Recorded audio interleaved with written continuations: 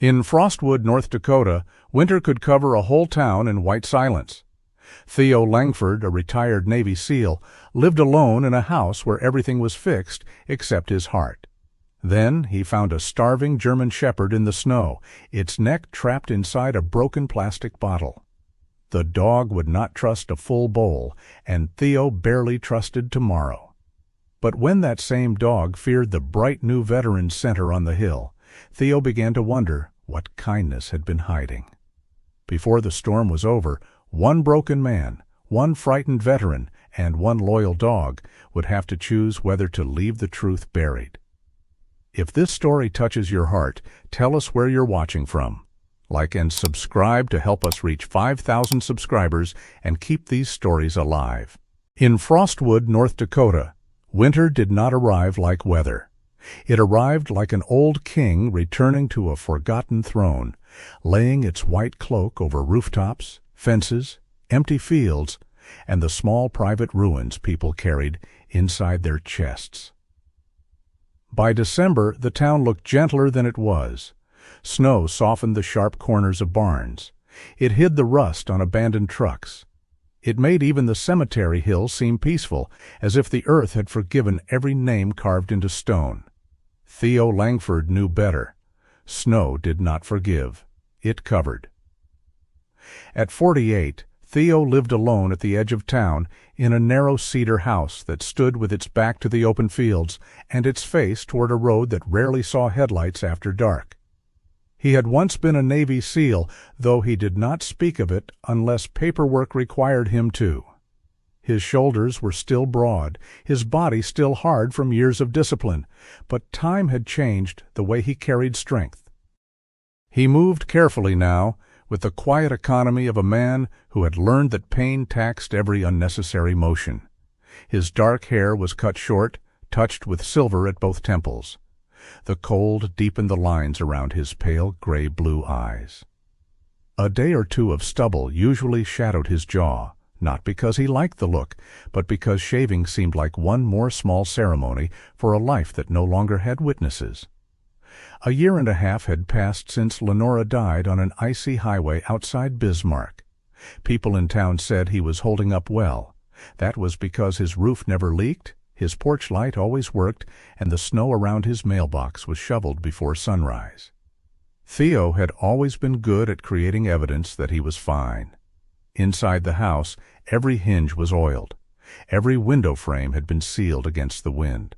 The furnace filters were changed on schedule. The firewood was stacked by size. The pantry shelves were labeled in Lenora's handwriting because Theo had never been able to bring himself to replace the old tape. He could repair almost anything except the silence she had left behind. There were still 2 mugs on the kitchen shelf. One was plain black, chipped near the handle. His. The other was blue ceramic with a tiny painted moon near the rim. Hers. Theo never used it. He never moved it either. He had not known how to comfort Lenora when she was alive, not in the graceful language she deserved. When she was tired, he fixed the loose drawer in her sewing table. When she was sad, he sharpened the kitchen knives. When she cried after visiting a struggling veteran's family, he changed the oil in her old Subaru without being asked. Lenora used to laugh and say, "Theo Langford, one day I'll tell you, I'm lonely, and you'll rebuild the entire porch." He had almost smiled then. Almost. Now he kept the porch in perfect condition. Diabetes had made winter meaner. The cold numbed his feet until the ground felt distant beneath him. Some days his fingers tingled when he buttoned his coat. He carried a small, dark red medical pouch in his jacket pocket with a glucose meter, tablets, insulin, and folded gauze arranged as neatly as ammunition. He checked his levels because he had promised Lenora he would. The promise remained even when the person who received it was gone. Every afternoon, Theo walked into town. He told his doctor it was for circulation. That was not a lie. It was simply not the whole truth. The whole truth was that walking delayed the hour when he would have to stand in his kitchen and notice again that only one chair had been pulled back from the table. On the day he found the dog, snow had been falling since noon. Not the pretty kind that drifted down for postcards, but thick, wet flakes that stuck to eyelashes and turned coat sleeves heavy. The sky hung low over Frostwood, the color of old tin. Theo wore his olive-drab combat shirt beneath a gray canvas jacket, camouflage sleeves hidden until the wind pushed his cuffs back. His boots crunched through the packed snow behind Harlan's auto repair, where he had gone to drop off a replacement fuse box because old Mr. Harlan still believed electricity worked better when insulted. That was when Theo heard it. Not a bark, a scraping sound. Plastic against ice, plastic against bone, a desperate, hollow clack. He stopped near the alley beside the repair shop. At first he saw only trash bins, a broken snow shovel, and the sagging roof of an old side awning. Then something moved beneath it. A German shepherd. Young, but too thin to look young. Its black and tan coat hung in dirty, frozen clumps. Snow had gathered along its spine and shoulders. Its hips showed sharply beneath the fur, and its ribs rose and fell too fast. Around its neck and lower muzzle, a hard plastic bottle had become trapped, cut jaggedly on one side and twisted into a cruel collar. Not tight enough to end its breathing, but tight enough to make every movement punishment. The dog shook its head. Clack! It flinched at the sound it had made itself. Theo felt something old and hot move under his ribs, then vanish behind training. He did not rush forward. Rushing frightened wounded things. He knew that much, though he had learned it first from men, not dogs. The shepherd saw him and shrank backward under the awning. Its tail tucked hard against its belly. Its ears flattened, except one that twitched unevenly, as if it could not decide whether to stand brave or disappear. A low sound came from its throat, thin and broken. Theo crouched slowly. The snow soaked through one knee of his pants. His foot prickled with numbness, but he ignored it. "Yeah," he said quietly, though the word had no softness in it. "I see it." He reached into his coat pocket and pulled out a strip of dried beef he had bought for himself at Etta Morley's gas station. He broke off a piece and placed it on the snow several feet away. Then he backed up and sat against the cold brick wall of the repair shop. The dog stared at the food, then at him, then at the food again. It tried to lower its head, but the bottle struck the ground first. The dog jerked back with a small cry. Not loud, not dramatic, just a sound that slipped out before pride could stop it. Theo's hand closed into a fist. He had seen men curse through pain, laugh through it, pretend it belonged to someone else. This little creature had no such masks left. It was simply suffering and tired and furious at being seen.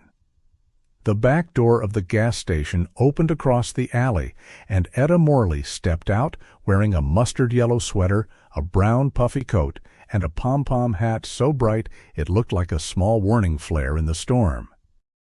"Careful, Theo," she called, keeping her voice low. "That one's been around a while." Theo did not take his eyes off the dog. "How long?" "Couple weeks, maybe. First saw him by the dumpsters near the motel, then by the old grain office." Etta's round face tightened. "Called animal control twice. Bud came out with the truck, but the poor thing bolted both times. Soon as it saw a pole or a rope, gone.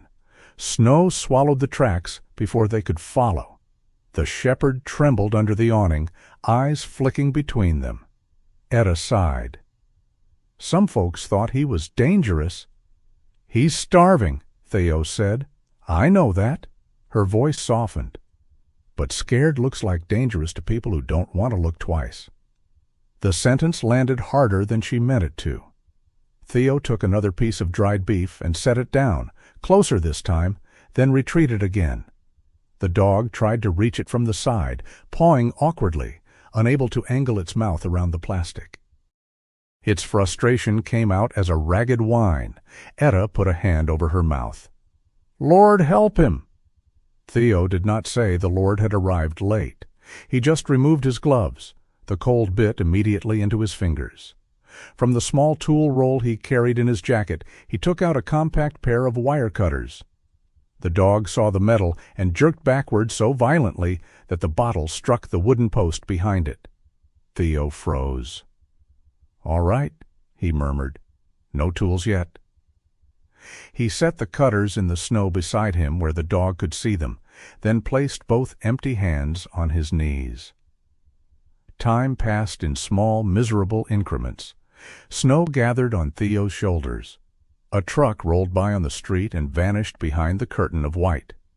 Etta stayed near the back door, not crowding, not leaving. Once, Theo checked his glucose meter with stiff fingers. The number was lower than he liked. He chewed a tablet and grimaced at the chalky sweetness. The dog watched everything. Perhaps it understood nothing. Perhaps it understood too much. After nearly an hour, exhaustion did what trust could not. The shepherd's trembling changed. Its legs folded beneath it, not in surrender exactly, but because the body sometimes cast its vote when the spirit was still arguing. Theo moved then, slowly. 1 foot, pause. Another foot, pause. The dog growled, but the sound had no strength. Theo stopped anyway. He did not look directly into its eyes. He looked at the bottle, at the jagged plastic edge, at the raw-looking line where fur had been rubbed thin around the neck. "Not going to grab you," he said. The dog panted through the awkward opening. Its breath fogged the plastic. Theo reached for the cutters. The shepherd flinched. He waited until the dog stopped shaking quite so hard, then slid one hand beneath the edge of the bottle. The animal's skin twitched under his fingers. For one terrible second, Theo thought it would snap at him, and he would deserve it, because every living creature had a right to defend the last inch of itself. But the dog only squeezed its eyes shut. That nearly broke him. Theo made the first cut. The plastic cracked. The shepherd cried out, short and sharp, and Theo stopped at once. Etta whispered something behind him, maybe a prayer, maybe his name. "It's almost done," Theo said, though he did not know whether he was talking to the dog or to himself. He cut again, then twisted the plastic carefully, freeing one side from the fur. The bottle came loose in his hand, ugly and light, a stupid piece of trash that had become a monster because no one had removed it in time. The dog staggered backward. For a moment it only stood there, head low, neck bare to the cold air. Then it swallowed. Once, twice, as if remembering that swallowing did not have to hurt. A sound came from it then, so small Theo might have missed it if the whole world had not gone quiet under snow. It was not gratitude. It was release. Etta wiped her cheek with the heel of her hand and pretended it was snow. "I've got a crate inside." "No crate," Theo said. Etta looked at him carefully. Theo still held the broken bottle. His fingers had gone red from cold. His knee ached. His blood sugar was probably still drifting lower. The sensible thing would be to call Bud again, get the dog to a shelter, let someone trained handle the rest. But the shepherd was staring at him with black eyes that seemed older than its body. Not trusting, not pleading, measuring. Lenora's voice rose from memory, warm as lamplight. "You don't say love very well, Theo, but you always patch what's about to break." He swallowed. "I'll take him home for tonight," he said. Etta's eyebrows climbed. "You? Don't start." "I didn't say a word." "You were about to say several." "I was about to say I've got canned chicken and an old blanket." Etta turned toward the gas station door. "And maybe that blue ceramic dog bowl Lenora bought from me 2 summers ago, unless you threw it out." Theo looked away. He had not thrown it out. It was in the pantry, behind the flour, still wrapped in newspaper. "I have it," he said. Etta's face softened, but she was wise enough not to touch the bruise of it. "Then take the chicken, too." Getting the dog into Theo's truck took another 20 minutes. No rope, no crate. Just patience, food, cold hands, and the quiet bargain of distance. The shepherd finally climbed into the passenger footwell because the wind behind it was worse than the man in front of it. At home, Theo opened the door and let the dog choose. It entered low to the floor, sniffing every corner, every shadow, every chair leg. The house seemed to hold its breath. The furnace hummed. Snow tapped against the windows. Somewhere in the walls, an old pipe clicked like a cautious heartbeat. Theo placed a bowl of water near the kitchen table. Then he unwrapped Lenora's blue ceramic dog bowl. The painted glaze caught the firelight. A little moon curved near the rim. His chest tightened so suddenly he had to set the bowl down before his hand betrayed him. He filled it with a small portion of softened food and chicken, careful not to give too much too fast. The shepherd watched from beneath the table. It waited until Theo stepped away before crawling forward. It ate 3 bites, stopped, looked at Theo. Then, with painful concentration, it nudged half the food out of the bowl and pushed it toward the dark corner under the cabinet. After a moment, it dragged an old dish towel over the little pile, hiding it from a tomorrow it did not trust. Theo stood very still. He understood, not because he had ever gone hungry in the same way, but because grief did something similar. It made a man store warmth in strange places.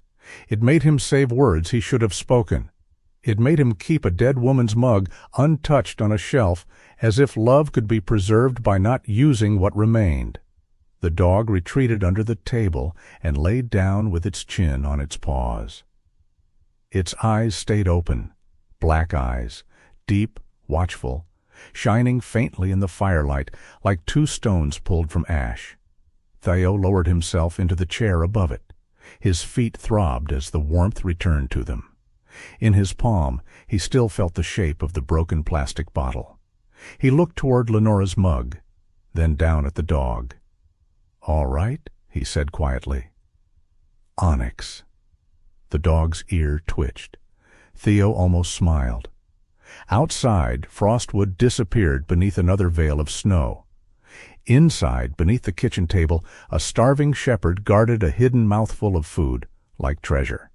And above him sat a man who had spent 18 months repairing everything except the one room in himself where the light had gone out.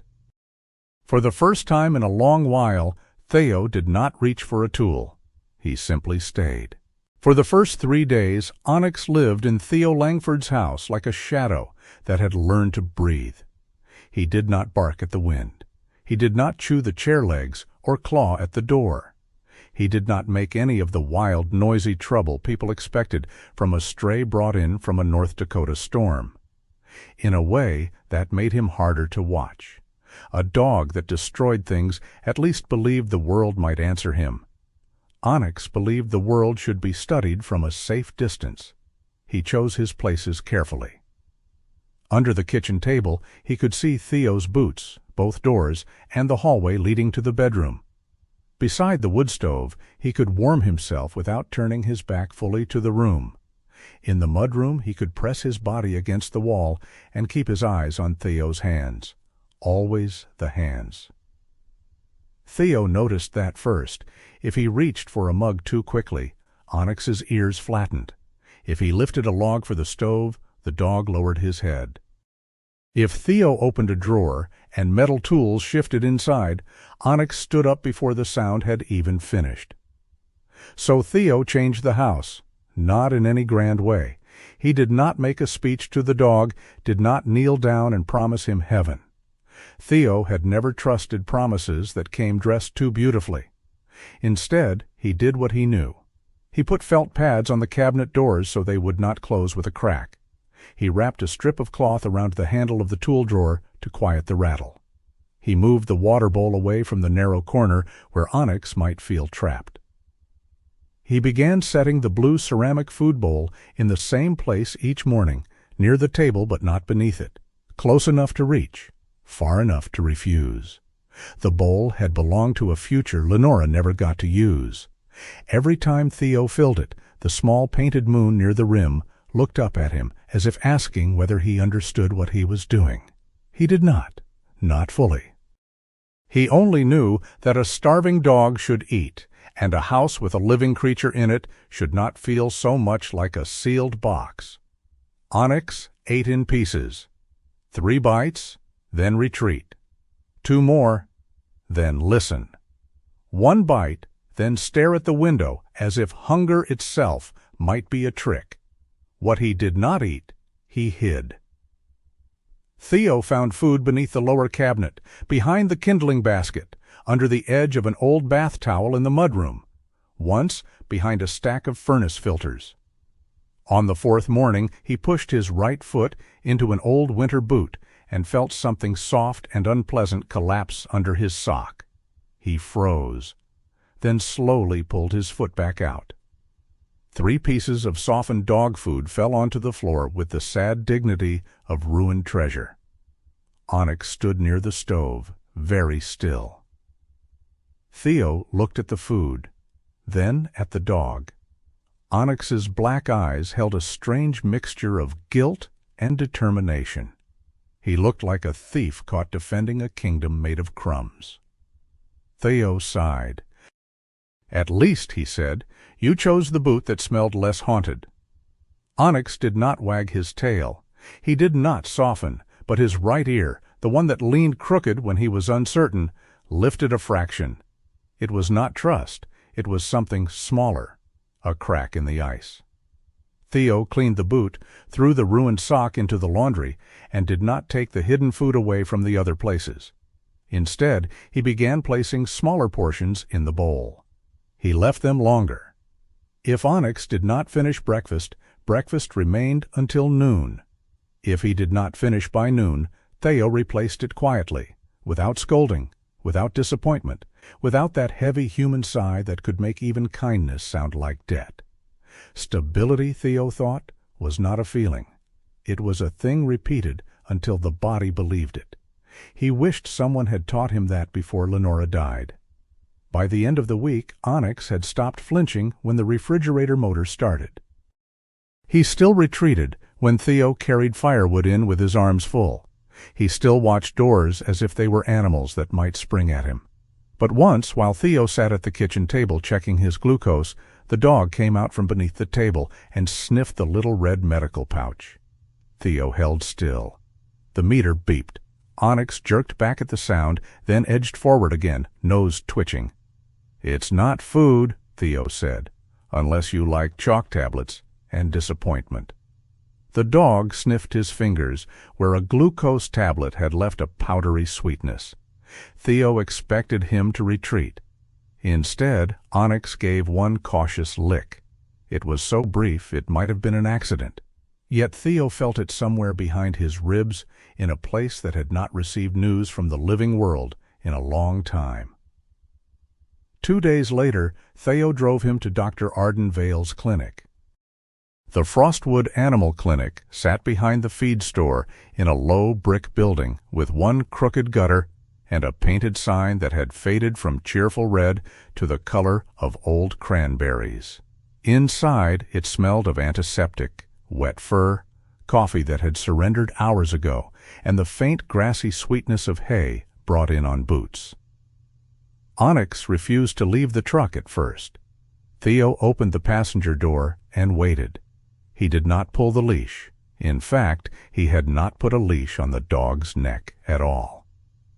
Arden had told him over the phone to use a loose harness if he could get one on safely. The harness sat around Onyx's chest now, awkward but not tight, avoiding the rubbed-thin fur around his neck. "Your move," Theo said. Onyx stared at the clinic door. Inside, a spaniel barked once. Onyx lowered his body so quickly, Theo thought he might bolt under the dashboard. The clinic door opened, and Dr. Arden Vale stepped out before the situation could harden. She was short and square-shouldered, with salt and pepper hair cut at her jaw, and reading glasses perched on top of her head like a second, more judgmental pair of eyes. She wore dark teal scrubs under a gray cardigan, and her boots were dusted with snow and yellow dog hair. She took one look at Onyx and stopped 10 feet away. "Well," she said, voice dry as winter grass, "he has opinions." Theo glanced at the dog. "Mostly negative." "Can't blame him. I've met people." Arden lowered herself onto the icy step outside the clinic as if sitting in parking lots during snow flurries was a normal part of medicine. She did not reach toward Onyx. She did not coo. She simply opened a pouch, placed a small piece of chicken on the ground halfway between them, and began talking to Theo about the weather, the road conditions, and a furnace filter she suspected he had strong opinions about. Theo did. Against his will, he answered. After several minutes, Onyx took one step out of the truck. Then another. The harness strap creaked softly. His nose worked the air. He ate the chicken like he expected someone to object. No one did. Arden examined him in pieces, the way Theo had approached him in the alley. First with her eyes, then with the back of her hand, then with a stethoscope warmed between her palms. She checked his ribs, his gums, his paws, the thin, irritated line around his neck where the plastic bottle had rubbed day after day. Onyx trembled through all of it, but he did not snap. "Underweight," Arden said at last. "Dehydration's improving. Neck irritation is ugly, but not as bad as it could be. No deep injury that I can see. Whoever designed plastic bottles should be forced to crawl through a recycling bin in January." Theo looked down. He couldn't lower his head right. "I can tell. He's been surviving on snow and whatever he could manage to angle into his mouth. Poor boy probably learned that eating hurts, then learned that being hungry hurts less than trying." Onyx stood with his head low, eyes fixed on the closed exam room door behind Arden. The doctor noticed. She took the glasses from the top of her head, put them on, and studied him not like a puzzle to solve, but like a witness who had not yet found a language. "He doesn't like doors behind him," she said. "No." "Metal sounds?" Theo remembered the tool drawer. "Yes." "Fast hands?" "Yes."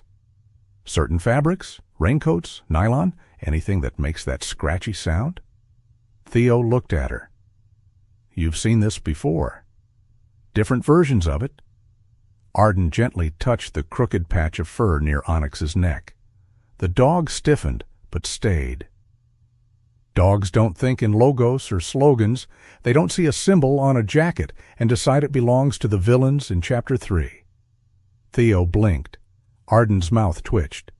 "I read mysteries, bad ones mostly." Despite himself, Theo almost smiled. She continued, quieter now. "They remember scent, sound, pressure, the way keys strike each other. The smell of cheap disinfectant, the rhythm of someone's steps, a door closing behind them. If something frightened him badly enough, his body may react before his mind has any say." Theo absorbed that. Onyx was not being difficult. He was being accurate in a world that had once punished him for relaxing. Arden sent Theo home with a careful feeding plan, ointment for the rubbed skin, and instructions not to overwhelm him with affection. "That shouldn't be a problem," she added. Theo gave her a flat look. "I mean," Arden said, "you have the emotional flamboyance of a fence post. Good fence posts hold." "That they do," she said, and for a moment her dry voice warmed. "Just don't mistake holding still for healing." The sentence followed Theo all the way home. That evening, as snow combed sideways across the windows, Theo found Onyx under the kitchen table again. The dog had eaten most of his dinner and hidden only a small portion behind the wood basket. Progress, apparently, came measured in fewer buried meals.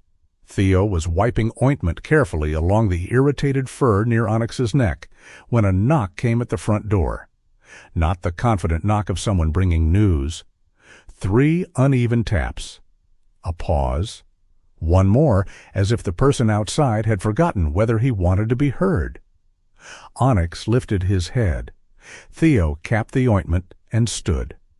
"Easy." The dog followed him at a distance into the front room. When Theo opened the door, Desmond Voss stood on the porch in a faded blue-gray hoodie under a thin work jacket, snow collecting in his sandy hair. At 33, he had the lean, wiry build of a man who forgot meals when his mind got crowded. His eyes were brown and bright, but restless, never landing long on one place. In one hand, he held a dead flashlight. In the other, a coil of wire that looked as if it had lost a fight. "Hey," Desmond said. "You got a small Phillips head?" Theo looked at the flashlight, then at the wire. "For the flashlight?" Desmond glanced down, as if surprised by what he was holding. "No, maybe. I was working on the generator." "Your generator's in the shed." "Right." A gust of snow blew across the porch between them. Theo stepped aside. "Come in before you freeze in installments." Desmond entered, wiping his boots too many times on the mat. His gaze found Onyx near the hallway. The dog watched him but did not bark. He only lowered his head and inhaled carefully. "That the stray Etta was talking about?" Desmond asked. "Onyx." "Good name." "He doesn't know that yet." Desmond smiled faintly. Most of us don't know what to answer to. The line came and went quickly, but Theo heard it. He gave Desmond the screwdriver. Desmond turned it over in his fingers, thumb tapping the handle in a nervous rhythm. "How's that place?" Theo asked. "What place?" Theo waited. Desmond looked toward the window. "The center?" "You said you started sessions." "Yeah, it's fine." "Fine." The most polished lie in the veteran vocabulary. Theo did not press. If silence were a house, both men had lived there long enough to know which floorboards creaked. Desmond left 10 minutes later with the screwdriver, the dead flashlight, and none of the wire he had brought in. Theo found the coil on the entry table after the door closed. "He borrows things," Theo told Onyx. The dog sniffed the wire. "Sometimes he even borrows the wrong things." Onyx looked unimpressed. Over the next week, Desmond returned twice. Once for electrical tape, once for a headlamp that was already hanging around his neck. Each time he seemed a little more frayed at the edges. Each time Onyx watched him with caution, but not fear. Then came the coat. It was late afternoon, the hour when Frostwood turned blue before it turned black. Theo had just brought in firewood, moving slowly because his feet had gone numb on the walk back from the shed.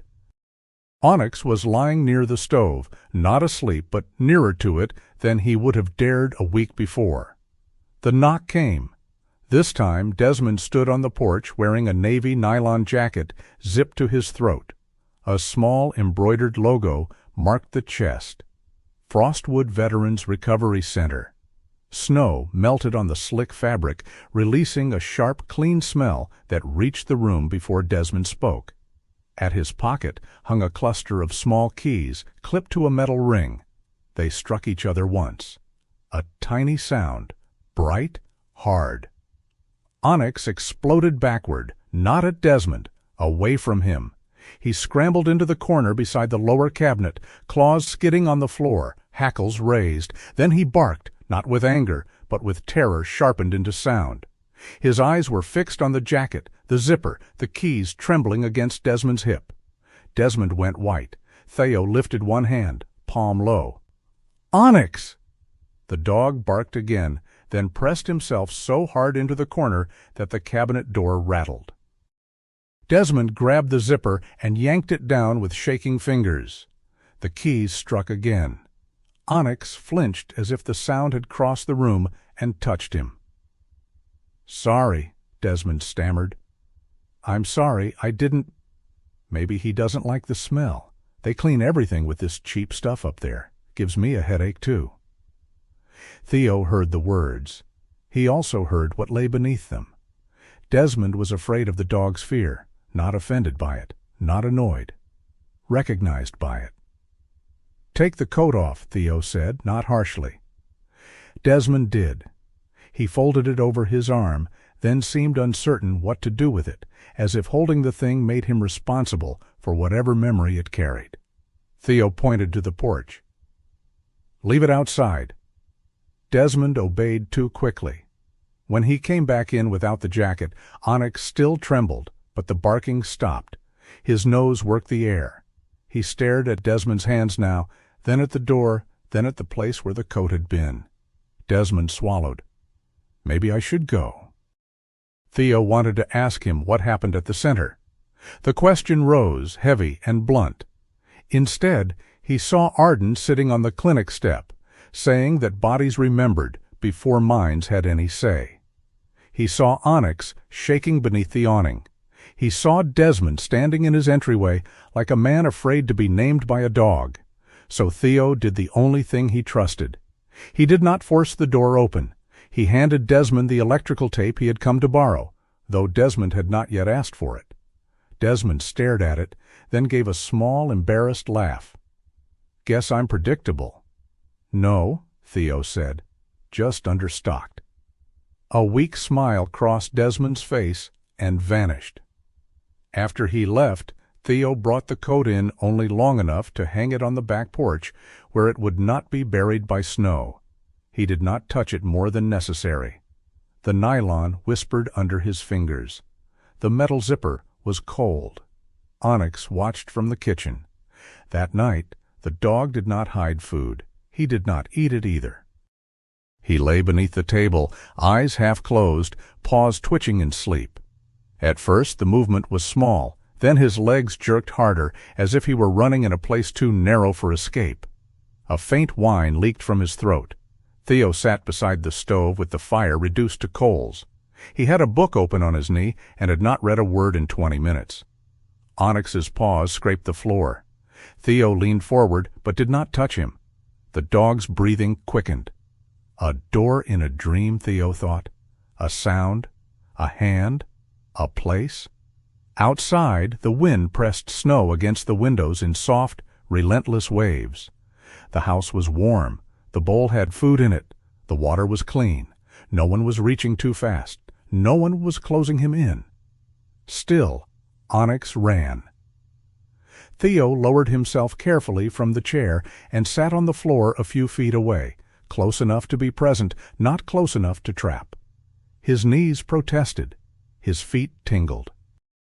The red medical pouch rested on the table above him, a small reminder that bodies kept their own ledgers. "You're not there," he said softly. Onyx's ear twitched in sleep. Theo's voice felt rough from disuse. He was not sure whether comfort became less true when spoken badly. "You're here."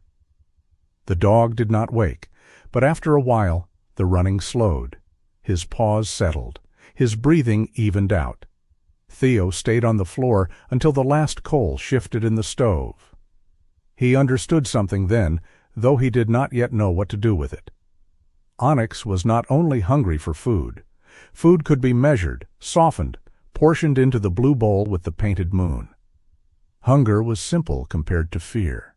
What Onyx needed was a place where nothing slammed shut behind him, a place where the bowl stayed full, a place where hands moved slowly, a place where even broken things were not grabbed, judged, or thrown away.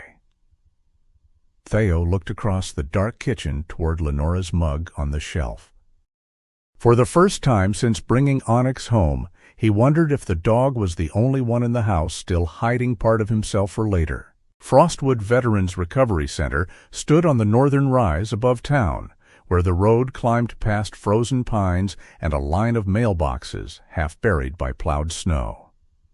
From a distance, the building looked almost holy. Its windows glowed in the late afternoon like warm squares cut into the blue winter air. New siding, clean walkways, flags moving stiffly in the wind. The parking lot had been scraped down to black asphalt, while the rest of Frostwood still wore its usual winter armor of packed snow, road salt, and tire-gray slush.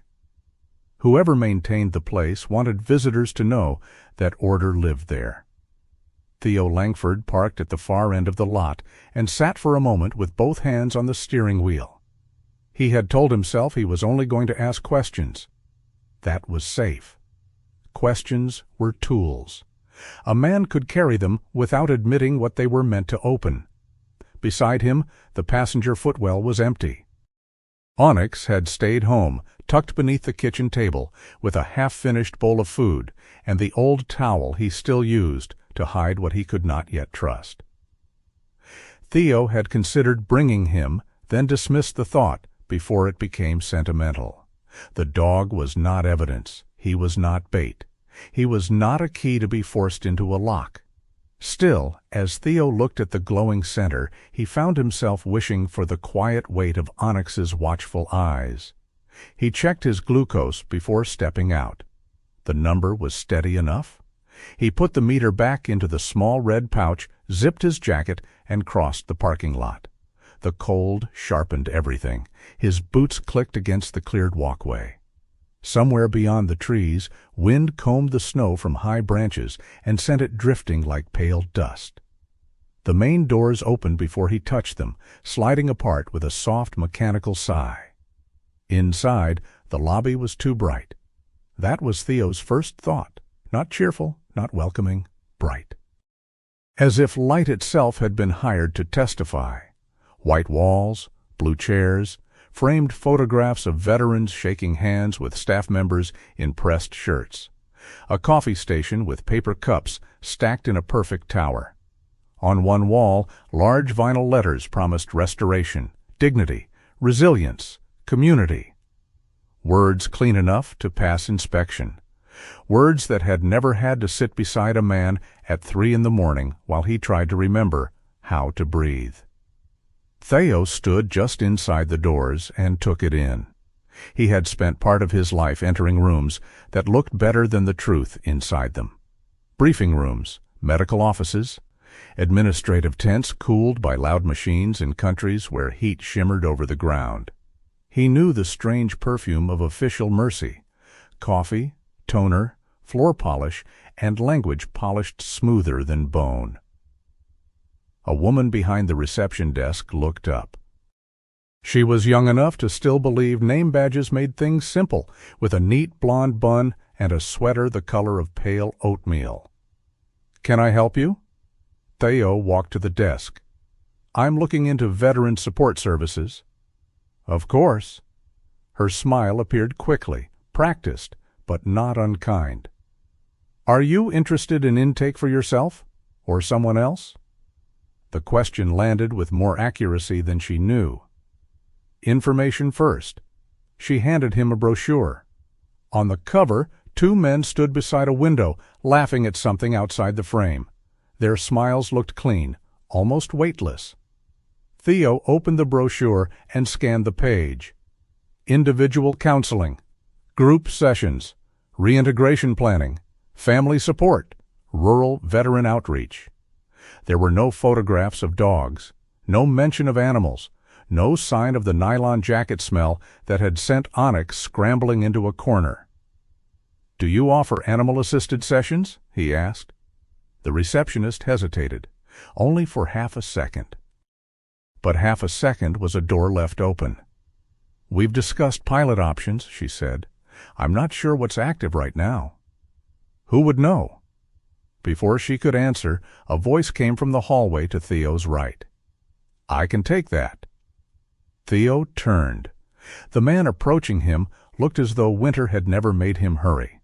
Tall, trim, silver-haired, with a long, dark coat that hung perfectly from his shoulders. His face was clean-shaven, narrow, controlled. Not fragile, not soft. Controlled. His gray eyes held the calm of a frozen lake, beautiful from a distance and dangerous if you forgot what cold could do. For one moment, Theo did not recognize him. Then the past found the shape of the man's mouth. Corbin Hale. The name did not strike like thunder. It entered quietly, like cold air slipping under a door, and suddenly the room was not warm anymore. "Mr. Langford," Corbin said. "Not Lieutenant, not Chief, not Theo. Mr. Langford." a civilian title laid carefully over old knowledge. Theo's face did not change. Years of training had made him very good at giving nothing away, but somewhere inside, a younger version of him stood in a sand-colored medical tent watching Corbin Hale sign a form with a silver pen. "Dr. Hale," Theo said. Corbin smiled faintly. "It's been a long time." "Not long enough for some things." The receptionist's eyes moved between them. Corbin gave her a small, reassuring nod, the kind administrators use to turn discomfort into furniture. "Come with me," he said. "We can speak in my office." Theo followed him down a hallway lined with photographs. In each one, people smiled beneath bright lighting. A veteran holding a mug, a staff member pointing at a workbook, a ribbon-cutting ceremony with the mayor. Frostwood's local paper had probably used the image on the front page, calling the center a blessing for those who had served. Corbin's office faced the pines. It was tasteful, almost severe. A dark desk, 2 chairs, a framed certificate. A flag folded in a triangular case. On the desk sat a silver fountain pen, angled neatly beside a leather folder. Theo saw the pen before he saw anything else. Memory opened its old cabinet. Years ago, Corbin had been attached to a medical evaluation unit that processed men faster than any unit should process broken minds. Back then, he had worn fatigues instead of wool coats, but he had carried the same stillness, the same pen, or one like it, a clean instrument for clean signatures, stable for return, fit for duty, no significant impairment observed. Theo could still see Marcus Reeves sitting on a cot after a mission, elbows on knees, eyes fixed on nothing. Marcus had been 29 and built like a farm gate, with a laugh that could make an entire team forgive a bad day. After that deployment, he laughed at the wrong times, forgot small things, cleaned his rifle twice in 1 hour because he could not remember doing it the first time. Theo had told himself the doctors knew more than he did. Corbin's signature had sent Marcus back. War had done the rest. Theo had never been childish enough to put all of it on one man. Life was not a courtroom drama where grief got the luxury of a single defendant. There had been orders, shortages, pride, silence, Marcus's own refusal to ask for help, and Theo's own failure to insist. But Corbin's signature had been there. A small black bridge over a deep hole. "Please," Corbin said, gesturing to a chair. Theo did not sit. Corbin noticed, then sat anyway. "I heard you were living in Frostwood. I'm sorry about your wife." Theo looked at him. Corbin folded his hands. "Lenora, wasn't it?" There it was, the soft voice, the careful name, a sympathy that arrived wearing polished shoes. "Yes," Theo said. "I remember she volunteered with Veteran Family Outreach years ago. She was highly regarded." Theo's jaw tightened. Lenora had been more than highly regarded. She had been the woman who brought soup to people who said they were not hungry. The woman who could sit in silence without making it feel empty. The woman who once told Theo that men did not become machines just because war found machines more convenient. Corbin leaned back slightly. "What brings you to us?" "You have a patient named Desmond Voss. Confidentiality prevents me from discussing any client." "I'm not asking you to." "That is good to hear." Theo held the brochure up. "I'm asking about animal-assisted sessions." Corbin's expression did not break, but it shifted. A small correction, like a paper being straightened on a desk. "We have explored several supportive models," he said. "Rural communities require flexibility. Formal programs are expensive, and staffing is a challenge." "That means yes or no?" "It means not in the way you may be imagining." "I'm not imagining much." "Most people do." Corbin smiled again, lightly. They hear veterans and dogs and immediately expect a miracle. We try to avoid that kind of sentimentality. Theo almost laughed, not because it was funny, because a man sitting under framed words like healing and hope had just accused a starving dog of being sentimental. "I found a shepherd near Harlan's Auto Repair," Theo said. Young, malnourished, plastic bottle caught around his neck. Corbin's eyes remained steady.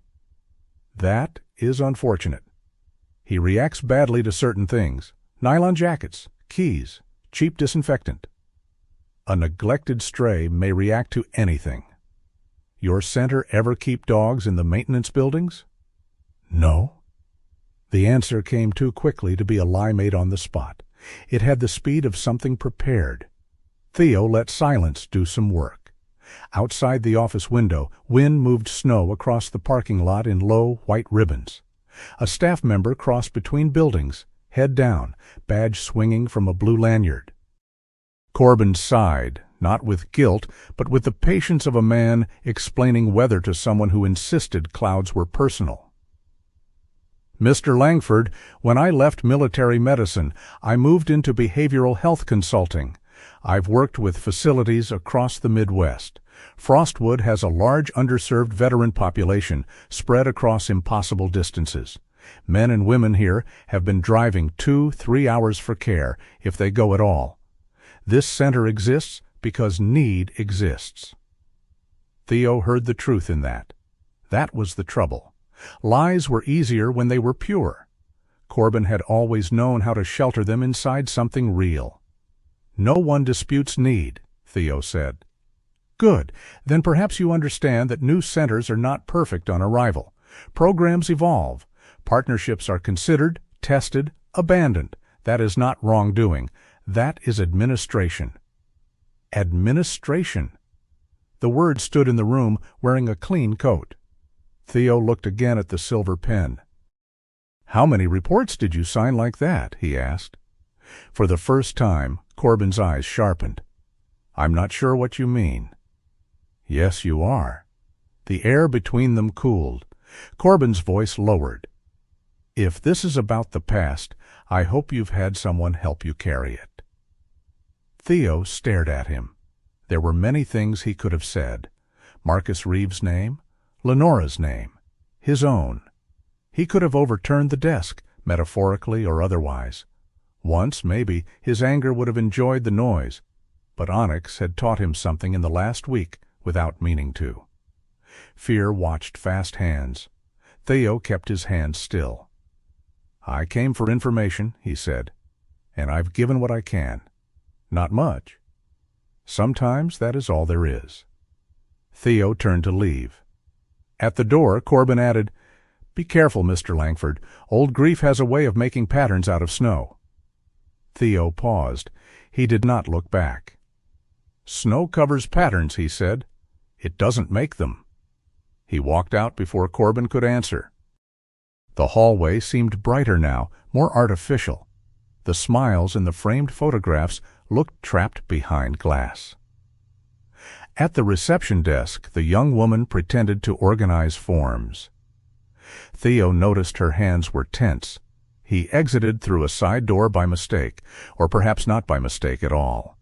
The wind struck him hard. This side of the building faced the maintenance yard. A chain-link fence ran along the back, half-drifted with snow. Beyond it sat 3 old storage structures, low and square, their roofs sagging under white weight. One had a padlock on the door. Another had a cracked window covered from inside by a curtain or tarp. Near the nearest door, half filled by new snowfall, were tracks. Not human. Dog. They were not crisp enough to date. The wind had softened the edges, turning each paw print into a shallow ghost. Still, Theo knew what he was seeing. A dog had been there. More than once, perhaps. Or one dog circling, searching for exit, food, warmth, something. Movement flickered behind the cracked window. Theo looked up. A staff member inside yanked the covering fully across the glass. Too fast. That small motion did more than any shouted warning could have done. Theo stood in the snow, feeling the cold seep through his boots, and let the image settle into him. Bright lobby in front, locked sheds behind. Hope printed on vinyl letters, tracks fading at the rear door. A kingdom with its chapel facing town and its dungeon facing the trees. His glucose meter beeped in his pocket. He had forgotten to check the time. For a moment, the parking lot tilted subtly, the edge of his vision thinning. He took a glucose tablet from the pouch and bit down on it, the chalky sweetness filling his mouth with humiliation. Not because he was ill. He had made peace with that mostly. But because his body had chosen that exact moment to remind him he was not the myth people like to make from old soldiers. He leaned against the truck until the dizziness passed. Then he drove to Ardenvale's clinic. The doctor was closing for the evening when Theo arrived. She had one boot on and one boot off, her reading glasses on top of her head, and a calico cat sitting on the front counter with the superior expression of a landlord. "You look like trouble," Arden said. Theo stepped inside. "You always greet clients that way?" "Only the accurate ones." The clinic smelled of disinfectant, coffee, and warm animal breath. Theo found it more honest than the center. He told her what he had seen: the too bright lobby, Corbin Hale, the evasive answer, the old sheds, the paw prints, the covered window. Arden listened without interrupting. That was one of her better qualities. She did not waste concern on noises when silence would do. When Theo finished, she took off her glasses and rubbed the bridge of her nose. "There were rumors," she said. "What kind?" "A rescue group out of Mercer County was contacted last fall. Small operation, mostly foster homes. The center wanted animals for a few promotional therapy events. Photos, open house, donors, that sort of thing." Arden's mouth flattened. "Not a certified program, not trained teams, more like borrowed compassion." "Borrowed?" "Rented, maybe. Compassion photographs, well." Theo said nothing. Arden leaned against the counter. "I heard it fell apart quickly. Some dogs were too nervous. Some veterans didn't want animals involved. Liability concerns. Nobody used that phrase when they were taking pictures, I imagine." "Any records?" "Not official ones I've seen. If a dog wasn't registered as a therapy animal, if it came through a loose partnership or a foster handoff, paperwork could be scattered. Emails, photos, supply receipts. Maybe nothing." "Could Onyx have been there?" Arden looked toward the back room, where faint sounds of kenneled dogs shifted in their sleep. "Could have," she said. "But don't turn could into did just because it fits the shape of your anger." Theo accepted that because it was true. He disliked true things most when they were inconvenient. Arden continued, softer. "He may have been a stray that got pulled into something people didn't understand. He may have been kept temporarily. He may have run from somewhere else entirely and only crossed paths with that place. Dogs collect fear from more than one road. But the reactions? They matter. They're not proof." Theo looked down at his hands. Arden saw something there, perhaps the restraint it was taking not to make a hammer out of suspicion. "You know the director?" she asked. "I knew him." "That isn't the same answer." "No." "Bad history?" Theo looked toward the clinic window. Snow dusted the glass, blurring the reflection of his face. He signed men fit when they weren't. Arden did not ask for names. That kindness from her was almost shocking. After a moment she said, "Then be extra careful." "Because of him?" "Because of you." She put her glasses back on, though they immediately slid down her nose. "If you go looking for the old war inside a new building, you'll find it whether it's there or not." Theo's voice came out low. "And if it is there? Then you'll need facts, not ghosts." The calico cat leaped from the counter and vanished into the back room, tail high, offended by the seriousness of humans. Theo almost smiled. Almost. On the drive home, twilight had settled over Frostwood. The town's few street lights glowed through snowfall. Houses crouched under white roofs. Smoke rose from chimneys and vanished into the dark like prayers that had lost their way. At home, Onyx met him in the mudroom, not at the door, not with wagging joy, but standing just beyond the threshold, ears lifted, body ready to retreat if the world changed its mind. Theo hung his coat slowly. Onyx sniffed the air around him. The dog froze. For 1 second, Theo saw the same fear from the night Desmond wore the nylon jacket. Not as sharp, not as loud, but there. Onyx smelled the center on him. Disinfectant, hallway polish, perhaps the faint trace of Corbin's office, perhaps only the weather from that hill. Theo crouched before the dog could run. He did not reach out. "I went there," he said. Onyx stared at him, breathing shallowly. Theo felt foolish, talking to a dog about a building, explaining himself to a creature who had every reason to distrust explanations. Still, he stayed crouched. "I came back." The words were simple, too simple, yet something in Onyx changed. Not trust, not forgiveness, but recognition perhaps. The dog did not come closer, but he did not flee. His crooked ear lowered, his eyes moved from Theo's hands to his face. Theo remained still until Onyx turned away first. Later, near the stove, Theo found the blue bowl empty except for one small piece of food pushed carefully beside the rim. Not hidden, not buried, just set aside. A reserve, a question, He picked it up and placed it back in the bowl. "Tomorrow," he said quietly, "there will still be more." Onyx watched him from under the table.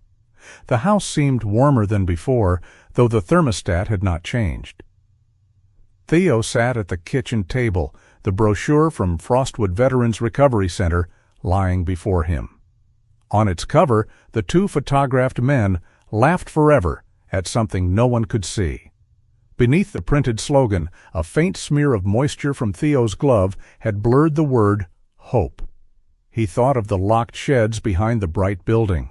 He thought of Corbin's silver pen. He thought of Marcus Reeves' empty eyes. And he thought of Onyx beneath the awning, wearing a piece of human carelessness around his neck like a sentence. Theo had been angry many times in his life. Loud anger, cold anger, useful anger, useless anger. This was different. This anger did not want to break a door. It wanted to open one and make everyone look inside. He folded the brochure once, carefully, and placed it beside the little red medical pouch. The snow kept falling over Frostwood, patient and white, covering tracks as fast as the world made them. But Theo had seen enough to know where some of them began. Desmond Voss began coming to Theo's house the way snow found cracks in old wood, not all at once, quietly, repeatedly, almost apologetically. The first time after the jacket incident, he came for a Phillips screwdriver, though he already had one clipped inside the pocket of his faded work jacket. The next day, he came for electrical tape. 2 days later, a ladder. He stood on Theo's porch with his hand resting on the cold metal rungs, staring at the roof line of his own house across the yard as if the purpose of the ladder had escaped into the weather. "You fixing something?" Theo asked. Desmond blinked. "Yeah," he said. "Maybe." Theo waited. Desmond looked down at the ladder, embarrassed by its existence. There was something with the gutter. "Your gutters are buried." "Right." Neither man laughed. Not exactly, but the corner of Theo's mouth moved, and Desmond saw it. That seemed to be enough. Onyx watched from inside the doorway, lean body half hidden behind Theo's leg. The dog no longer barked when Desmond came without the navy nylon jacket from Frostwood Veterans Recovery Center. He still did not approach freely. He stood between the two men like a small black and gold sentry guarding both sides of a bridge. His right ear tilted whenever Desmond's hands shook. The shaking had become harder to miss. Desmond could still repair a radio faster than most people could open the battery cover. He could identify a bad wire by the smell of warmed plastic. He could listen to static and hear patterns inside it. But lately he misplaced tools, lost sentences midway through speaking, and stared too long at ordinary things. A coffee cup, a coil of cord, the red glow of Theo's stove. Theo recognized that look, not because every wounded veteran looked the same. They did not. Payne had many uniforms, and most of them were invisible. But he recognized the effort, the hard labor of appearing normal while some inner floor kept giving way. Onyx recognized something too. When Desmond stood too long in silence, the dog would shift closer, not touching him, just entering the same space. It was not comfort in the cheerful sense. It was a quiet announcement. Something living was nearby. One evening, a local power line failed under the weight of ice. The lights in Theo's kitchen blinked once, twice, then went out. Darkness filled the house with a soft, sudden weight. The furnace stopped. The refrigerator fell silent. Outside, wind slid along the windows, searching for weaknesses like an old thief. Desmond was at the table with a dead field radio open in front of him. He had brought it over for Theo to look at, though both of them knew Theo would rather rebuild a tractor blindfolded than diagnose a communication set in low light. Theo stood. Breaker first. "Street's out," Desmond said. "You checked?" "I heard the transformer pop." Theo looked at him. For once, Desmond sounded completely sure. "Generator, then," Theo said. He lit the oil lamp Lenora used to keep on the pantry shelf. Its small gold flame rose between them, painting the kitchen in a softer age. Onyx emerged from under the table, alert but not panicked. He had grown used to Theo's house having rules. Even darkness, if no one slammed a door, could be endured. Theo went to the mudroom and returned with a flashlight. Desmond had not moved. His hands rested flat on either side of the open radio. His face looked pale in the lamplight, eyes fixed on nothing. "Desmond," the younger man swallowed. "They said I had 4 hours yesterday." Theo waited. "I was there 25 minutes. The room seemed to narrow around the lamp. Desmond gave a small laugh without humor. "Actually, 23. I know because the session video froze twice, and the guy running it said we could leave early if we signed out. Group room, folding chairs. Coffee tasted like burnt cardboard. That was the whole thing." Theo sat back down. Desmond rubbed both hands over his face. "Then this morning I got a message thanking me for completing 4 clinical hours. Individual support, progress review, reintegration planning." He looked at Theo as if expecting disbelief. "I didn't meet with anyone one-on-one." Theo said nothing, not because he doubted him, because if he spoke too fast, the anger would come out wearing boots. Desmond continued, voice lower. "It's not just yesterday. Some days I sign a sheet. Some days they tell us the system needs confirmation. Sometimes it's a group video, sometimes a packet. Half the time the counselor is late or not there. But later my account shows services. Long services." His throat worked. "I thought maybe I misunderstood. Maybe that's how it works. Maybe I'm just—" He stopped. The word he did not say sat between them anyway. Broken. Theo stood and walked to the fuse panel out of habit, though Desmond had already told him the outage was outside. He opened it, checked the breakers, closed it again. It gave his hands something honest to do. Then he filled the kettle with water from the thermos, set it on the wood stove, and measured coffee grounds into the old French press Lenora had loved. Desmond watched him, bewildered. "You don't have to make coffee." "I know. I'm trying to tell you something. I'm listening. You're fixing coffee." Theo looked at him over the lamplight. "That's how I listen, without making it worse." For a moment Desmond's face did something fragile. It almost collapsed, then held. Onyx stepped forward and placed himself beside Desmond's chair. Not touching? Not yet. Desmond looked down at him. "He thinks I'm unstable. He thinks your hands are loud." Desmond gave a breath that might have been a laugh, then it became something else. Theo poured coffee when it was ready and set the mug in front of him. No advice, no speech, No heroic promise. Just heat in a cup, proof that someone believed he would remain long enough to drink it. The next afternoon, Desmond took Theo to meet Marlene Pike. She lived on the east side of Frostwood, beside the old cemetery where the gravestones rose from the snow like quiet shoulders. Her house was small and narrow, painted a tired blue that winter had nearly erased. A row of ceramic birds sat on the kitchen windowsill, all facing outward as if keeping watch over the dead. Marlene opened the door only after Desmond knocked twice and said his name. She was 49, though worry had sharpened her beyond her years. Thin shoulders, short ash-blonde hair tucked behind her ears, a cardigan buttoned wrong at the middle. Her eyes moved first to Theo's face, then to his hands, then to the driveway behind him. "You didn't bring anyone else?" she asked. "No," Desmond said. Theo kept his voice low. "I'm not here to make trouble for you." Marlene's mouth tightened. Trouble doesn't usually ask permission. Still, she let them in. Her living room smelled faintly of paper, dust, and peppermint tea. The furniture was old but clean. On the coffee table lay a neat stack of envelopes arranged by size, as if order could keep fear from spreading.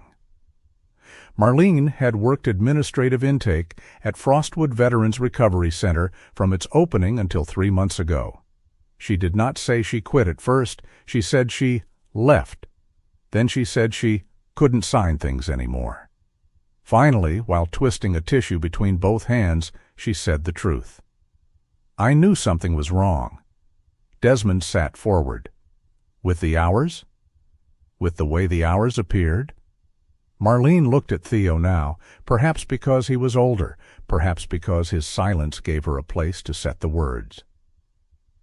A veteran would check in for a group session, 20 minutes, sometimes 30. Later, the system would split the visit into separate service lines: individual support, assessment review, care coordination. Sometimes things no one actually did that day. Theo's jaw tightened. Who entered them?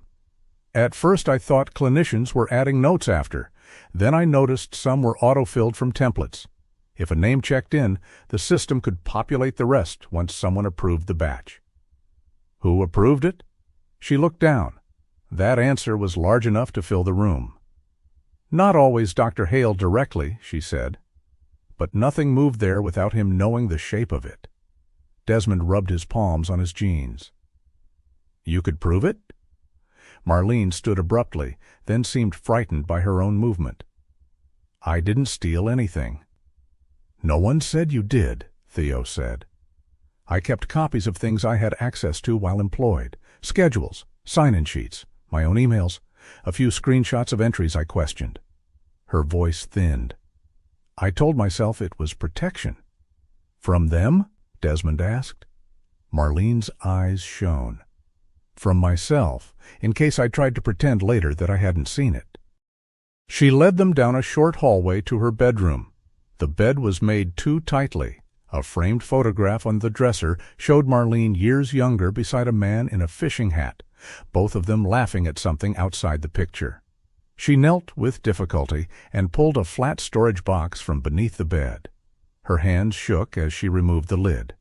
Inside were folders, printed schedules, sticky notes, and a small flash drive taped inside an envelope. The box did not look like a weapon. It looked like guilt that had learned to keep receipts. I was scared, Marlene said. I needed the job, needed insurance. My husband had passed, and I kept telling myself maybe the clinicians were doing follow-up calls I didn't know about. Maybe the system counted things differently. Maybe I was too old to understand the software. Theo crouched beside the box, but did not touch it yet. Silence can start as shelter, he said. Marlene looked at him. He thought of all the years he had let his own silence call itself discipline. Then it becomes a locked room, he finished. Marlene pressed the tissue to her mouth and nodded. They did not take everything. Theo refused to. He had no interest in rushing into a battle with half-clean evidence and a full temper. Marlene agreed to make copies. Desmond, steadier now that the problem had wires and patterns, helped her organize the documents by date. His fingers moved with purpose for the first time in days. Onyx was not with them, but Theo found himself thinking of the dog anyway. How Onyx hid food, not because food was absent, but because absence had once been stronger than food. Marlene had hidden paper for the same reason. People and animals stored survival wherever they could. That night, back at Theo's house, Desmond came inside carrying 2 folders and the old field radio under one arm. The power had returned, but Theo left the oil lamp burning on the table. Its flame made the room feel less interrogated by electricity. Onyx approached Desmond with caution, nose working the air. No nylon jacket, no keys, only cold wool, coffee, paper, and fear. Desmond sat at the kitchen table and opened one of the folders. "Look at this," he said. "I checked in at 10:12, signed out at 10:39. They billed—" He stopped himself, glancing at Theo. "They recorded a lot more than that." Theo read the page. Numbers, codes, times. Clean little boxes where human need had been folded until it looked manageable. Desmond's breathing changed. At first it was subtle, a shorter inhale, then another. His hand flattened on the paper as if the table had begun to move. Theo saw it. So did Onyx. The dog rose from beside the stove and came forward, not quickly, not dramatically. He placed his narrow head on Desmond's knee. His body leaned against the chair, warm and trembling, but steady. Desmond looked down. "I'm sorry," he whispered. Onyx did not care about the apology. He stayed. Desmond's face crumpled then, not loudly, not the way grief behaves in movies. It happened almost privately, as if he were ashamed to take up space even with sorrow. Tears slipped down his cheeks. He covered his eyes with one hand. "I went there because I thought I was doing the right thing," he said. "I thought if I did what they told me, I'd get better. But I'm getting worse, Theo, and now I don't know if they were helping me or using me, and I don't know which one makes me feel smaller." Theo's first instinct was to stand, not because he wanted to abandon him, because standing gave him tasks: coffee, firewood, fuse box, anything with edges and screws and measurable outcomes. A crying man had no handle to tighten, no hinge to oil. He pushed his chair back halfway. Onyx lifted his eyes. The dog did not move his head from Desmond's knee. He only looked at Theo, not accusing, waiting. Theo stopped. Lenora's voice came back to him, not as a ghost, but as memory doing its stubborn work. "One day I'll tell you I'm lonely, and you'll rebuild the entire porch." Theo slowly pulled the chair forward again. He sat. The silence that followed was clumsy, imperfect, human. Desmond cried. Onyx leaned. Theo remained. The stove ticked as the fire settled. Outside, the wind drove loose snow along the side of the house, like sand over a buried road. After a while, Theo said, "I believe you." Desmond lowered his hand. Theo's throat felt rough, as though the words had scraped something on the way out. "I don't know all of it yet," he continued, "but I believe you." Desmond nodded once, hard, like a man accepting a rope. Later, after Desmond went home with the folders tucked under his coat, Theo stood alone in the kitchen. Onyx had retreated beneath the table, though not as far back as before. In the blue ceramic bowl, 3 pieces of food remained. Theo watched as Onyx rose, nudged 2 pieces beneath the edge of the old towel, then paused over the last. The dog looked at Theo. Theo looked back. Onyx did not hide the final piece. He ate it. A small thing, a ridiculous thing maybe, in a house where papers now pointed toward something rotten on the hill. But Theo felt the moment settle inside him. Lenora had bought that bowl years ago at Etta's gas station, laughing because Theo had said they did not own a dog. "Not yet," she had answered. She had always believed in rooms before they were filled, in chairs before guests arrived, in bowls before hunger found its way home.